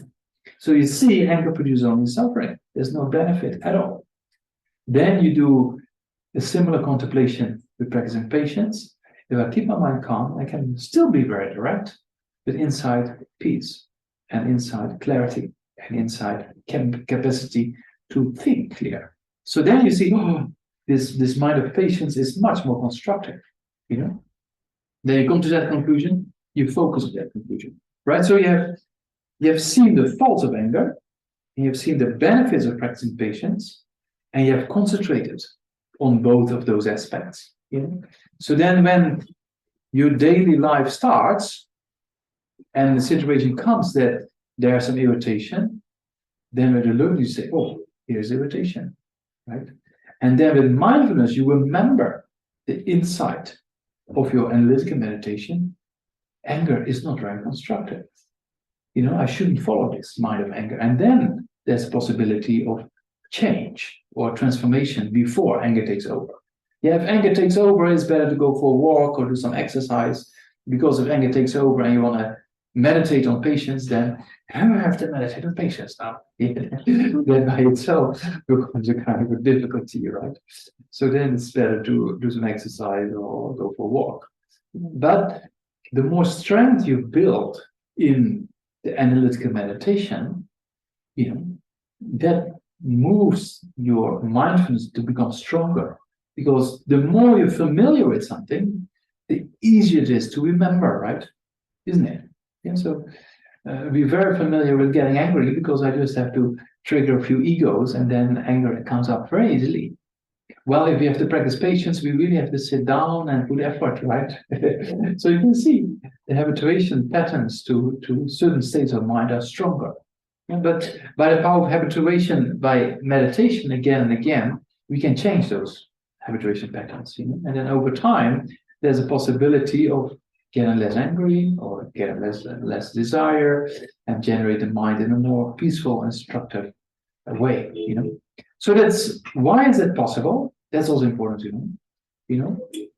Because these destructive emotions by themselves, as His Holiness Dalai Lama always indicates, there's 3 reasons why destructive emotions can be taken away. Because that's an important question, right? If you cannot change the mind, then we're just wasting our time, basically. Then there's no point in having CKSL, So, but luckily, it's possible to change the mind, So that's one aspect, that the destructive emotions can be taken away because they are in the nature of change, right? They are always present or never present. They come, they abide for some time and disintegrate. So there's a coming and going of destructive emotions, right? If there's a coming and going of destructive emotions, that proves it's dependent on causes and conditions. If things are dependent on causes and conditions, then you should know if you play with causes and conditions, you can change things, right? Yeah, so that's kind of one reason that we can change the mind is because it's impermanent. It's momentarily changing. It depends on causes and conditions. But one of the reasons why we can train the mind and eliminate destructive emotions. Yeah, one reason. The other reason is that destructive emotions by themselves, they also not an innate part of the mind. And so here you're very lucky. It doesn't get too hot, but it's always a blue sky, right? I'm in monsoon, you have a little rain, but even in the monsoon, when there's rain, the blue sky is still there, right? It's just temporarily obscured by the clouds, right? So that means the clouds are very similar to the emotions in our mind. Yeah, so they temporarily. Whenever our mind is, because we're not perfect human beings, so we get angry and we have strong desires and jealousy and pride and anxiety, fear, But those kind of destructive emotions are not always present, right? So that proves they not an innate part of the clear-light mind, or they're not an innate part of the subtle forms of consciousness. Same as the clouds are not a part of the blue sky, because there's always a possibility to see a blue sky if you go above the clouds. In a similar way, the destructive emotions are not an innate part of the mind, because there's possibilities of consciousness without these destructive emotions. There's possibilities of consciousness to abide in this blue sky, like mind, but as long as you abide in that state, these emotions, they doesn't influence you. There's very interesting examples of meditators who generate this kind of subtle forms of consciousness. If you abide in that subtle form of consciousness, there's just bliss and happiness. There is no disturbance of the things around us. So that's kind of a training that if you have this peace of mind being developed over a long period of time, then if you go to the external world, then things won't influence you that much anymore. So that's kind of a proof or a sign that there is a form of consciousness which is the more subtle, but that it's free of these coarser forms of destructive emotions. So that means that these destructive emotions are not an innate part of the mind. This is the second reason why destructive emotions can be taken away. The first one we said, destructive emotions are in the nature of cause and effect relationships. If you play with cause and effect relationships, you can eliminate destructive emotions, right? Yeah, so as we do in this analytical meditation, that's exactly what happens there. You know, you play with causes and conditions that prevent you from getting angry in the future. Yeah, by seeing the faults of destructive emotion, anger, for example, and the benefits of the constructive form of consciousness, patience. The more you contemplate those two, then eventually you come to an idea of transformation. Yes? Because, of course, in the fact relationships.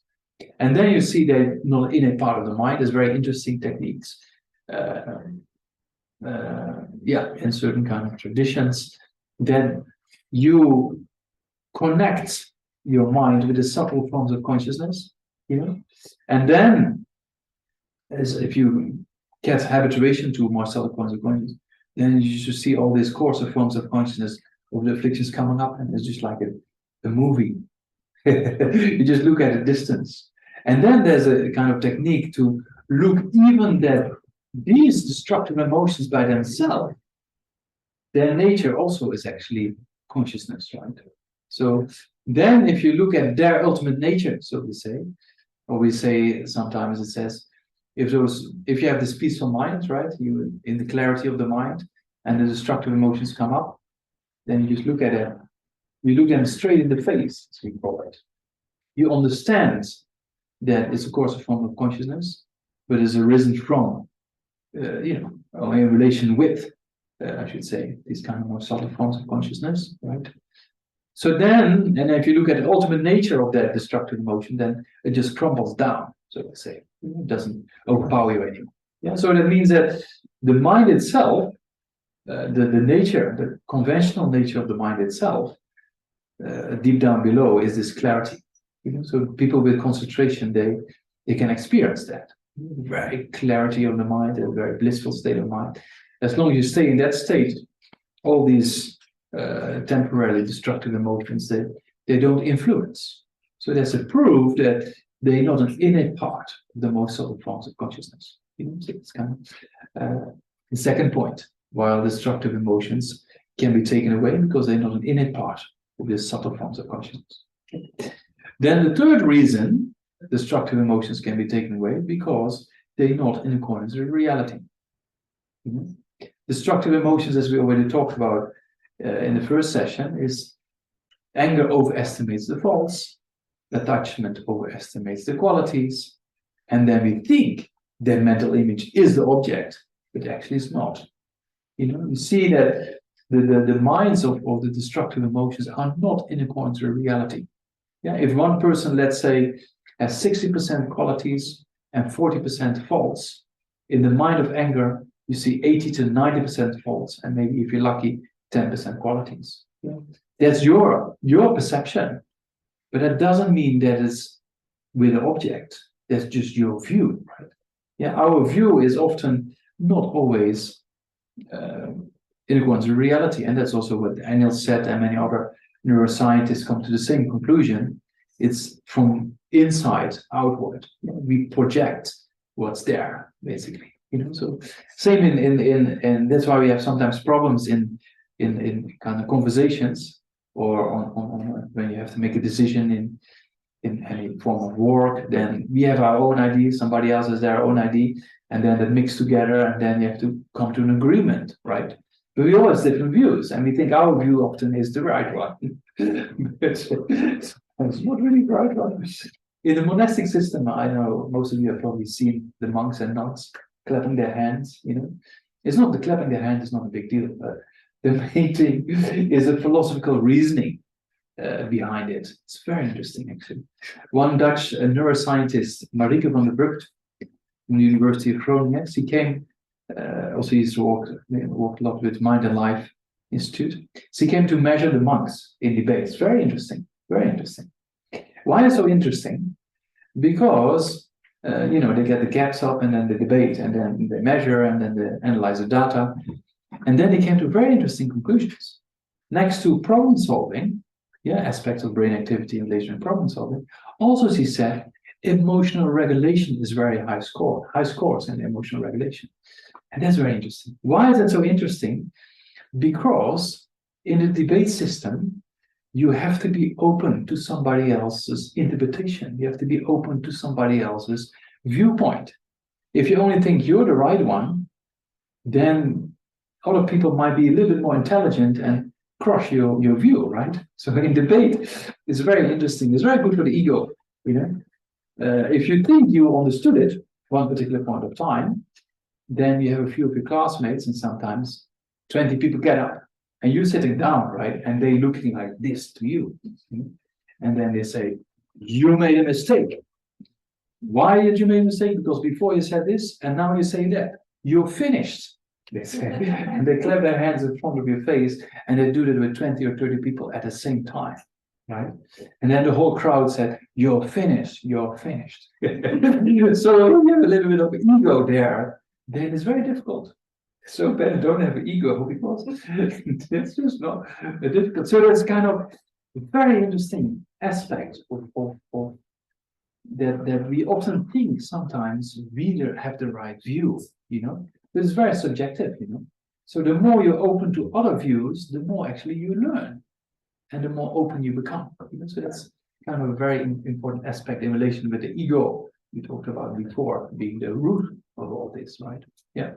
So that means the destructive emotions are not in concert with reality, and that's exactly why you can eliminate them with a correct understanding of reality.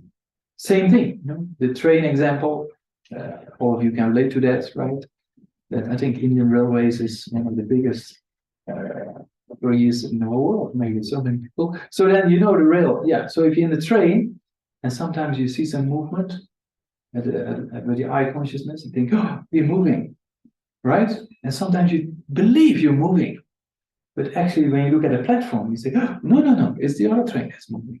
So that means that as soon as you see the platform, you recognize you had a wrong form of consciousness, and that's been corrected. Then when your friend next to you is still a bit sleepy and say, "You're moving," right? You don't believe it anymore because you saw reality. You see that? So that means if you understand reality, you eliminate a wrong form of consciousness. So that's kind of same with the destructive emotions. If you see they are not in constant reality, they lose their potential to influence you. Same with the person who lies to you all the time. When you know the person is lying, the person will stop lying because there's no point, right? So these destructive emotions, exactly the same thing. They're lying to us all the time. They're very sneaky, you know. Attachments say, "Oh, if you have this, you will be happy," you know. And then we follow that, and then there's no satisfaction. You see? So that means that the more you understand these aspects of that these destructive emotions or misunderstandings of reality, of thinking we know better than others, you know, that those states of mind actually cause suffering. You can see that that's not going to reality, and then if you understand that well, then these destructive emotions actually lose their potential to actually influence you. Yeah, so there's 3 reasons why destructive emotions can be taken away. Because the first one we saw, they're in the nature of cause and effect relationships, right? So that's why they depend on cause and conditions. If you play with that, you can transform. The second reason we saw that they're not an innate aspect of the mind. Yeah, so it means that that there's a reason they can be separated, because we're not always angry or always not angry. Yeah, so there's kind of an aspect that it's not an innate part of the mind. If it's not the innate part of the mind, we should always be angry, right? So that's not true. Yeah, so that's also a reason why they can be taken away. And then, as we just saw, they're not in accordance with reality. Yeah, so the more you understand reality, the more actually these destructive emotions lose their potential to deceive you. A few reasons to do. So that's a few aspects of how to what these destructive emotions do, and the possibility to eliminate them, and together with concentration meditation, analytical meditation, that with the concentration meditation you train an alertness and awareness building and move the mind in a direction you want to move the mind in. And with analytical meditation, you actually transform the mind. Yeah? So then next time irritation comes, you think, "Oh, I've seen it in my morning meditation. If I follow this thought of anger, there will be no benefit." Right? So you that's a constructive reasoning. Yeah, in Buddhism we say, don't believe whatever is written. Something that you analyze yourself. So with the analytical meditation, exactly the same thing.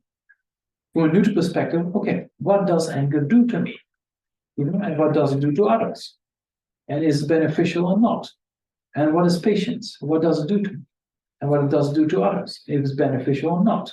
It's a kind of very scientific approach of analyzing things and then come to a conclusion, and then focus on that conclusion, and that actually transforms the mind. So there's kind of a few aspects of how to transform the mind by the power of the two mental factors, right? Alertness and mindfulness, as well as this analytical meditation and the combination of the two meditations, right? So that will help us to subdue the mind and temporarily eliminate these destructive emotions. Yeah. But also we talked about a few times that what is the root of all this? What is the root of the destructive emotions? And we saw that with the root being this ego or this I, that comes up when when you get angry or when strong desire arises, I need this, I need that. You can see the I plays a big role in our perception, in our in how we react. For example, if you're on a terrace, you have terrace, right? Drinks. It used to be empty road in early days. Still exists, no? Yeah.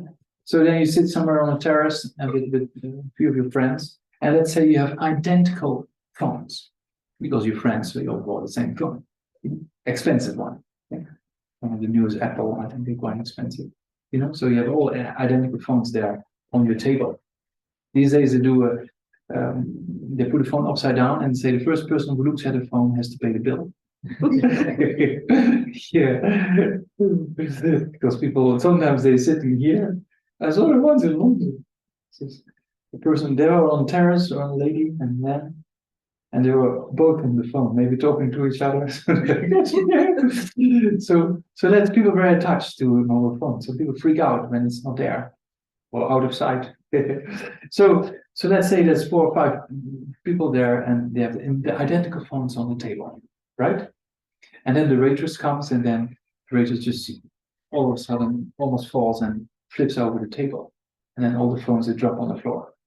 One phone broke, right? The glass completely cracked. What happens to your mind? Maybe it's mine, right? So that means that there's this grasping as I, and if it's yours, you get kind of, you see, but the phones are identical, right?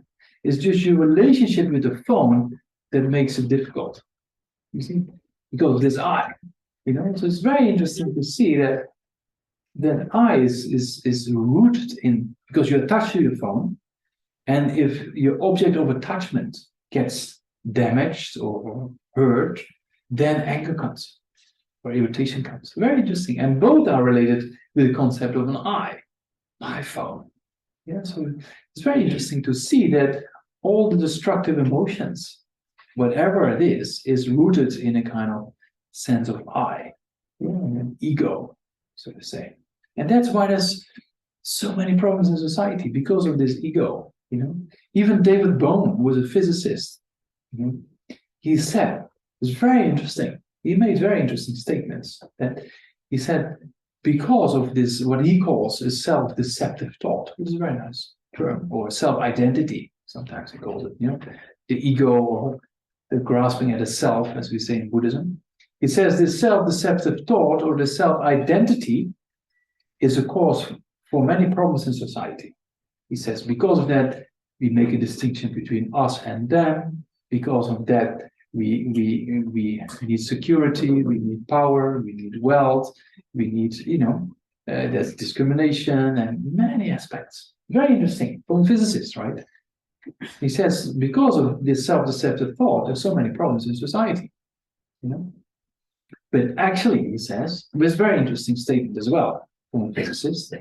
Actually, it says this self-deceptive thought or the self-identity is just a show. It's not really there. It's very interesting. But, he says, it's a very convincing show and people feel comfortable with it, and that's why people take it as an apparent reality. It's a very interesting statement for a physicist, right? So he comes to the conclusion that there is this ego or I that appears and feels very real, but actually, if you look at it, it's not really there, because he says it's just a show. It's very interesting, because in quantum mechanics, we come to the same conclusion, right? There's no objects existing from its own side out there. So in a similar way, David Bohm said also that the self of a person, it appears to the mind in a particular way, same as the external world appears very solid, but actually you cannot really find it if you look for it. It's a very interesting statement. So that's the basic principle of the Buddhist teaching, is there is no self in the sense there is a body, there is a mind. Yeah, we feel that there's a body and a mind. If you bump your head against the pillar, you know there is a body there, right? So, but what is there and what is not there? That's a very important aspect to be understood in reality. There's a body, changeable body. There's a mind, a changeable mind. But is there something solid among the body and the mind, or separate from the body and the mind? That is what we call this ego or this I. Very big question. Then Nagarjuna said, because everything is in the nature of dependence,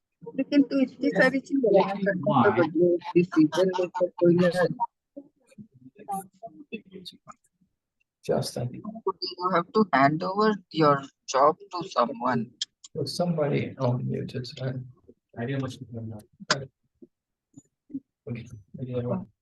Yeah. Sorry, people online. I heard somebody talking. Yes, no. Yeah, we just close. Okay. So, Kazan, what did I say? Where was I? Ego, no? So, yeah. So there's a body and a mind, right? That's we can understand, accept. But is there something that appears? Because whatever appears is not reality. We always saw that with the train example, right? And with anger and attachment, whatever appears to your mind is not always in front of reality, right? So in a similar way, this I or this ego that appears doesn't really exist the way it doesn't exist the way it appears. That's the question. So that means that it appears when you get angry, or when strong desire rises, or jealousy, or pride, or anxiety, or fear. This I arises, but if you look in your body, where is it? You cannot really find it in the different organs, or bones, or muscles, or if you scan the tip of your toe, to the ankles and lower legs, upper legs, lower part of the body, upper part of the body, head, arms, fingers, you cannot find anything solid there that appears as this I, right? And same in your mind is this fluctuation of thoughts and perception and experience and feeling. It's just a process. So that means the body is a process, the mind is a process. There is no place in this process of body and mind for something to exist solid from its own side, although it appears like it, right? When you get angry, or when strong desire rises, a very strong sense of I that appears. Or when we have strong emotional life or difficulty in life, there's a very strong sense of I, right? Or not? So but is that strong sense of I really there the way it appears or not? That's a big question. So that's kind of a very essential aspect of the Buddhist teaching, in the sense that the Buddha said, okay, these destructive emotions can be taken away over time by these meditations we just discussed, right? But then eventually we have to get rid of this I that appears in a particular way. So that's kind of not an easy aspect of the teachings, because the absence of this I is what we call emptiness. Yeah, emptiness doesn't mean nothingness. Emptiness means empty of something. Empty of what? Empty of this from its own side existing self. In a similar way, we can say this center at the moment is empty of an elephant, right? There's no elephant in the room, okay? Yeah, so that means that it's empty of something, in this case, empty of an elephant, right? So it's always empty of something. So in the case of our body and mind is empty of an inherent self, as we say, and that's what we call emptiness. So that means that emptiness means always empty of something. Yeah. So in this case, when we talk about emptiness, that means the empty of an inherent self or empty of a self that appears to exist from its own side. But when you look for it, you cannot find it. It's empty of that. So that's kind of an aspect of the teachings of the Buddha, the most important aspect of the teaching of the Buddha, but the most difficult one to be understood. Yeah. So often when we talk about emptiness, then we have to know, what does that mean, emptiness, right? So that's kind of this ego, this I that comes up when we get angry or when strong desire arises, but then you should check, does it actually exist the way it appears? And then over time you can come to the conclusion that it's not really there the way it appears. That means that it's empty of from its own side existing existence. Same as David Bohm says, this self-deceptive thought is not really there, it's just a show. Right? So it's very convincing because we think, oh, it's there, but actually if you check, you cannot really find it. So that's a very interesting aspect of the Buddhist teaching. I mean, the most profound aspect of the Buddhist teaching that eliminates the root of all problems. Yeah, because the root of all problems is this kind of self-centeredness, which is rooted in this concept of an I. So it's kind of going back to the quote we started with this morning, when Nagarjuna praised the Buddha, saying, you moved out of compassion, right? You eliminate wrong views. Yeah, we talked about the motivation being compassion, the wrong view being the wrong view of destructive emotions, and in particular, the wrong view of thinking this I exists. Yeah, that wrong view of thinking that I exist has to be eliminated, right? You moved out of compassion, you eliminate wrong view. You teacher of sublime Dharma, right? So teacher of sublime Dharma means the teaching of dependent origination. Because our body and mind are in the nature of dependence, that's exactly why there is no I. Right? Because our body is in nature of cause and effect relationships, our mind is in nature of cause and effect relationships. Because of that, from its own side existing self cannot exist in that solid way as it appears. So that's the teaching of the Buddha, that dependent origination proves that nothing can exist from its own side. And so this kind of, in that quotation where we started with this morning, you moved out compassion is the motivation, you eliminate wrong views, or the wrong views of destructive emotions, and in particular, the wrong view of what we just talked about, this ignorance, or this grasping at a self, and you teach the sublime Dharma, meaning the sublime Dharma of dependent origination, because if everything is in the nature of dependence, nothing can exist from its own side, right? Our problems don't exist from its own side. Our body doesn't exist from its own side. Our mind doesn't exist from its own side, because it's all in the nature of dependence. So that's kind of the teachings of the Buddha. Because of dependence, nothing exists from its own side. So if you understand that aspect, there's less grasping to an I. If there's less grasping to an I, then the destructive emotions become less, because there's no ego. If there's no ego, then life is much more peaceful. And then, not only much more peaceful, then over time, the more you understand these aspects, then you progress, so to say, on to eliminate all these different levels of the destructive emotions until to the full level of what we call nirvana or liberation, right? That over time you can eliminate all these destructive emotions with the motivation of compassion, bodhicitta, right?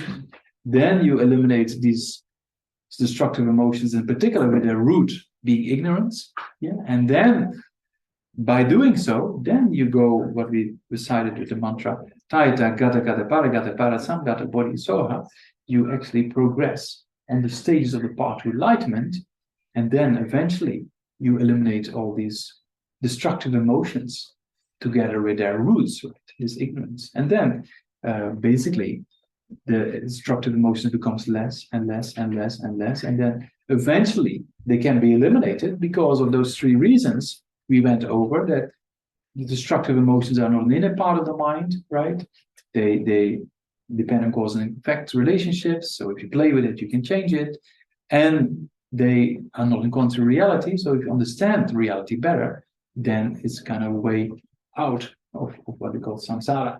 Yeah, so that's kind of, yeah, that's kind of what I was going to talk about. Anyway, I didn't really plan, but that's how it came out. Yeah. So if there's any questions then before lunch, then we can still do a few questions if there's anything about the topic today or other topics. Yeah. I was just thinking about this statement you made. The statement? Yeah, so something you're talking about the concentration practice. And Yeah. you said it's helpful, and you use this word for some time. Yeah. Is there a reason you say it's helpful for some time? Because, I'm not. yeah. But it's sometimes easier to do a concentration practice on Mhm. your own Mhm. without external guidance. But over time to do an analytical practice, and you really need a mentor to guide you to something like this. Because the way you are expounding the analytical practice, where the three approaches that you said, is it always one size fits all? What if none of those make sense to me? Yeah, I mean, I don't relate to any of those. Like, yeah. where do I find this? Yeah. There's an approach in Western psychology where with problems, what you do is you look at where did this start from. Like maybe you look at your childhood. Yeah. Maybe you look at patterns that Yeah. form through themes that come for you through your life. And you look at that, like you break it down. Yeah. Right. Yeah. And so there's, I think, a pragmatic approach, one of the many approaches. Yeah, I mean, there's many approaches, right? That to deal with issues of the mind, there's many techniques, right? We just talked about a few. And among the many techniques, it's important to see what's the most beneficial for you. Because that's why there's so many different people, and that's why so many different religions and so many different forms of faith. Because everybody has different interests and different inclinations. For some, this method is better. For other one, this method is better, right? So that's definitely a given. So, but then meditation, the concentration meditation is just a temporary benefit. Eventually, you have to work with the problem. So that's kind of an aspect to make clear that we need to eventually eliminate all issues, right? Or all destructive emotions. So that's why I said that. There's one aspect. The other aspect is what you see in Western psychology. To go back to previous courses or habituation patterns, in Buddhism we talk about very similar things, but we go a bit further than this life. Because we believe in a continuity of consciousness beyond this life. And because of that, there's various habituated patterns, very strong habituation patterns over many lifetimes.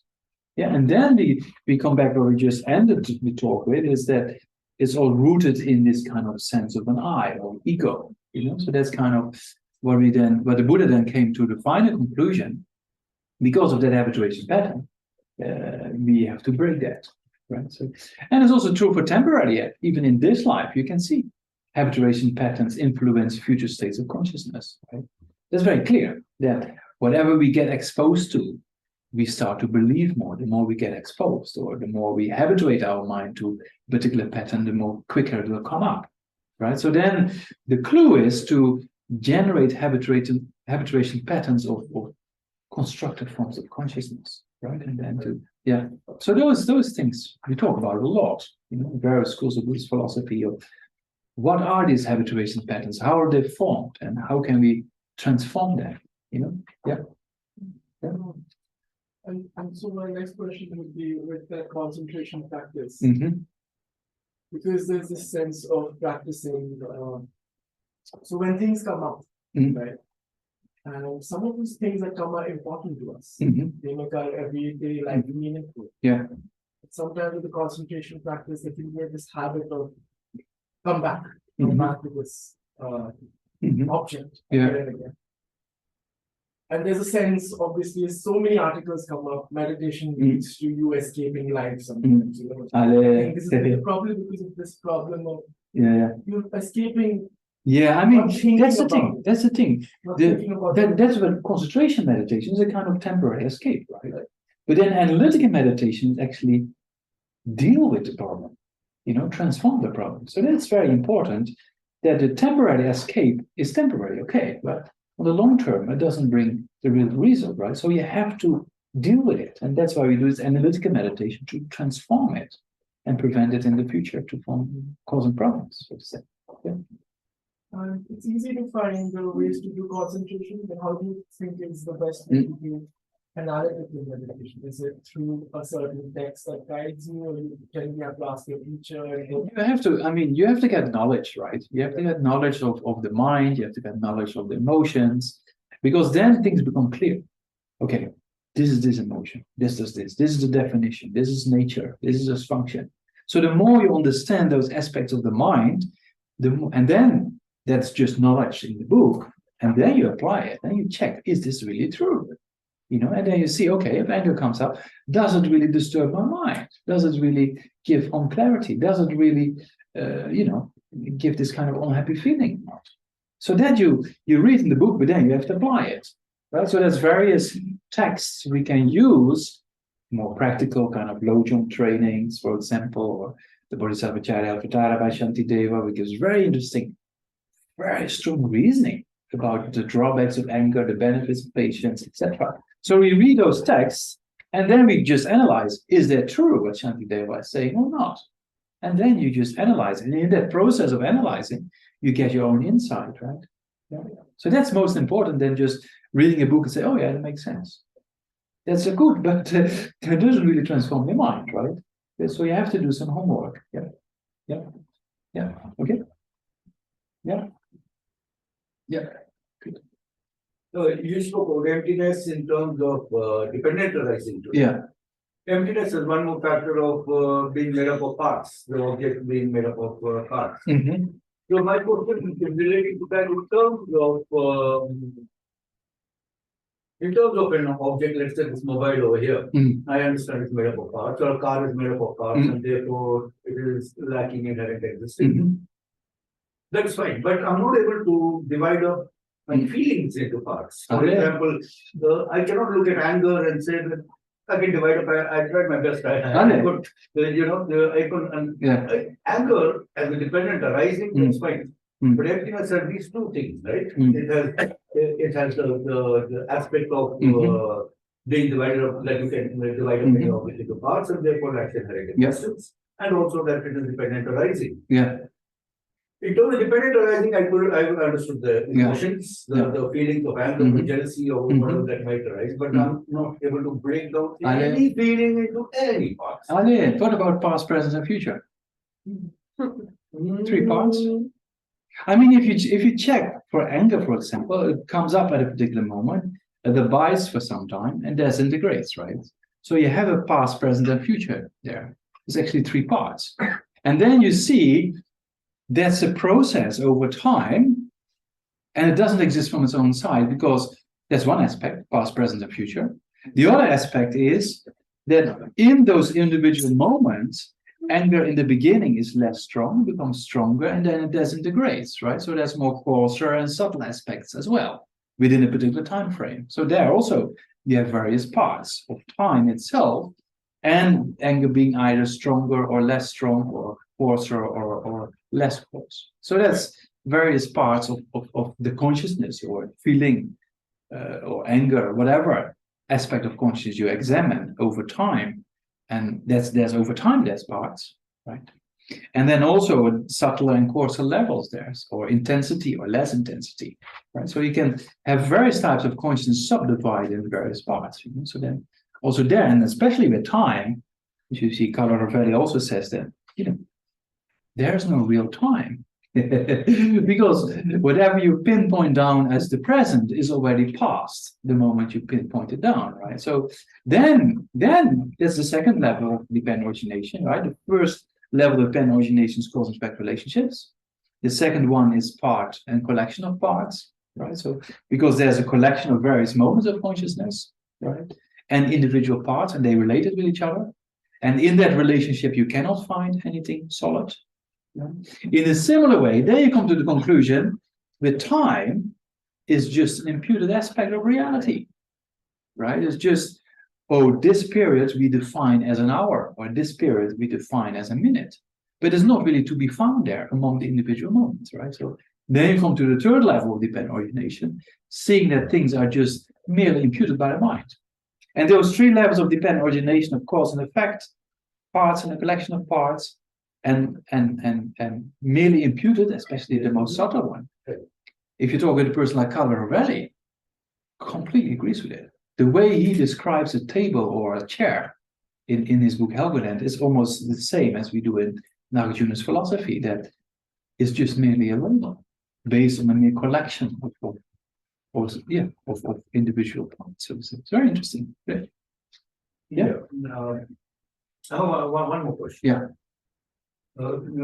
This is regarding, could you give me an example of something that is very subtle impermanence? Subtle impermanence? Very subtle. Yeah. Subtle impermanence, I suppose. Yeah. So if I have to throw very well, but if I throw it in between the metal, it will go to the street. So that's gross. That's gross, right? Right. But then every minute there's a change. That's subtle. Yeah. So that every split second there's a change. Every billionth of seconds. there's a change, right? So Right. that's still subtle, isn't it? that's subtle impermanence, right? Yeah. So what is very subtle? I mean, very subtle. If we divide up every I mean- of the Buddha into the three, then in terms of I mean, it's not really well defined, subtle and very subtle, but you can just say 1/1000000000 of a second is quite subtle, I suppose. Yeah. So there is a change there, right? There's no partless particles, right? Right. There's no smallest particle. There's no smallest moment of time. You can always subdivide it.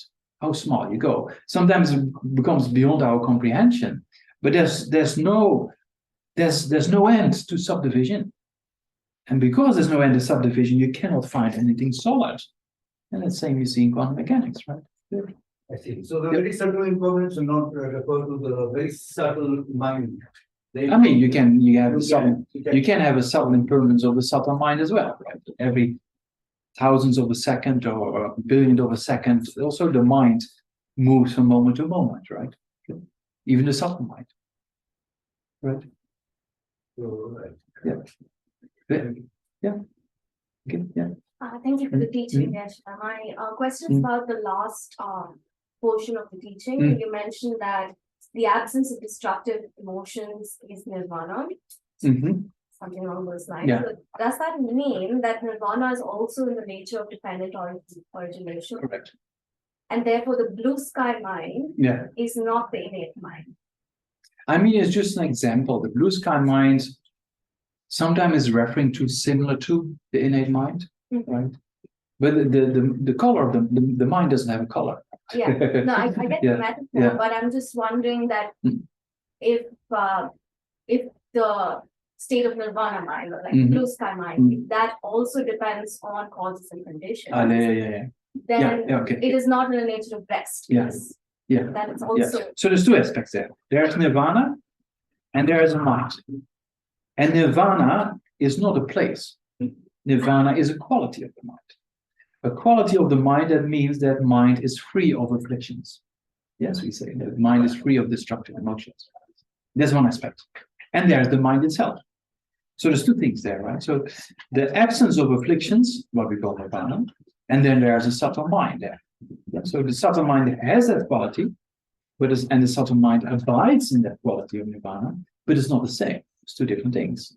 Because the subtle mind by itself is a momentary changing process, meaning every moment it goes to its next moment. It doesn't change from non-subtle to subtle back and forth. That's not what we're talking about. It's just moment by moment. There's integration of one moment, goes to the next moment, that carries on. So that's kind of what we call the conventional aspect of the mind itself. While nirvana is just a mere absence of afflictions, like the absence of an elephant, for example. In a similar way, that mind is free of afflictions, or is an absence of afflictions. So there's two things, right? Nirvana is a quality of the mind, and the mind itself is this momentary changing clarity. And the quality of the mind too can be changed. Like once you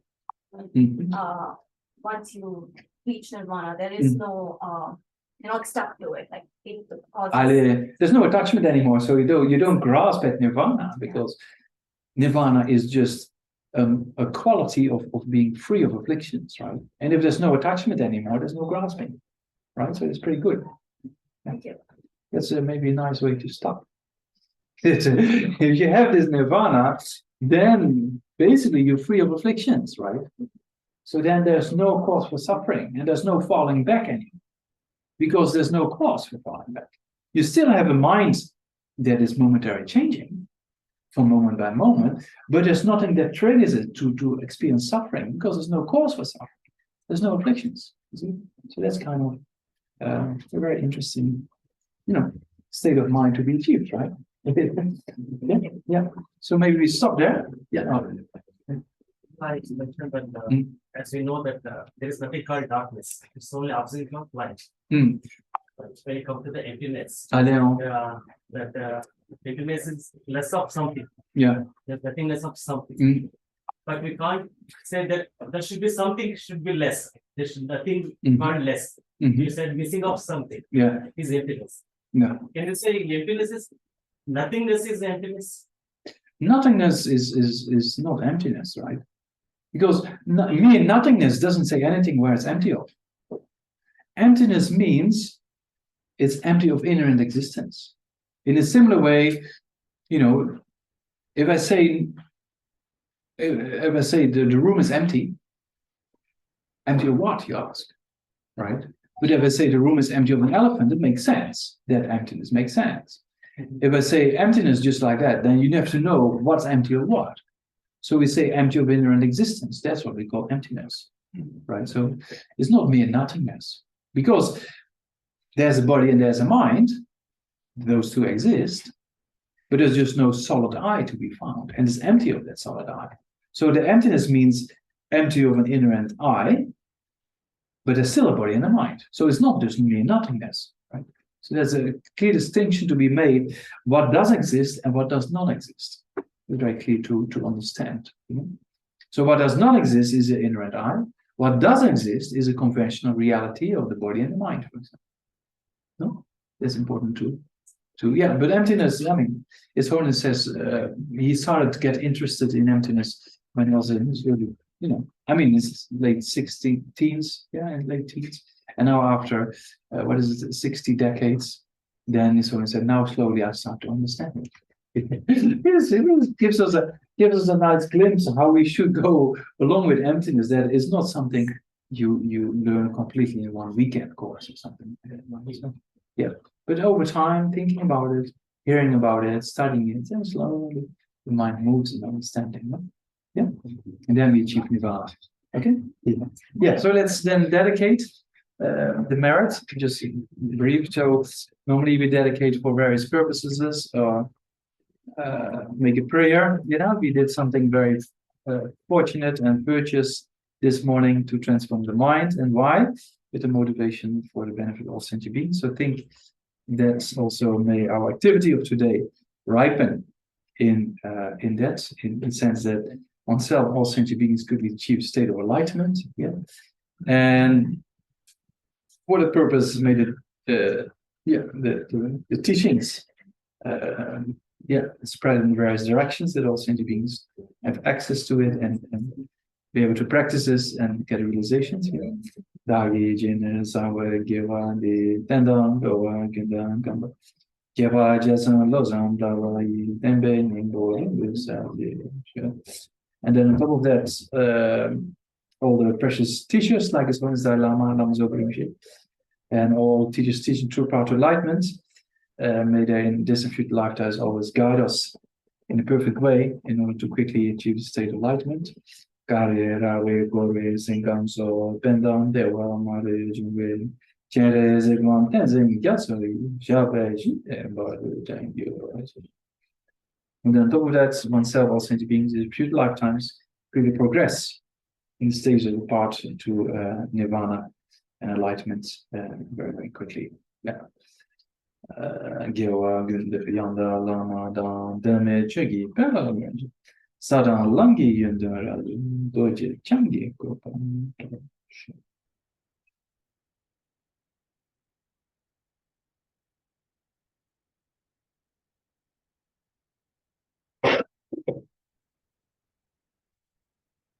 Okay, thank you very much. And then lunchtime. Yeah, because we have to sustain the body. So that's why. Yeah, lunch. So yeah, all invited to join everybody for lunch. And then yeah, hope there's some benefit in.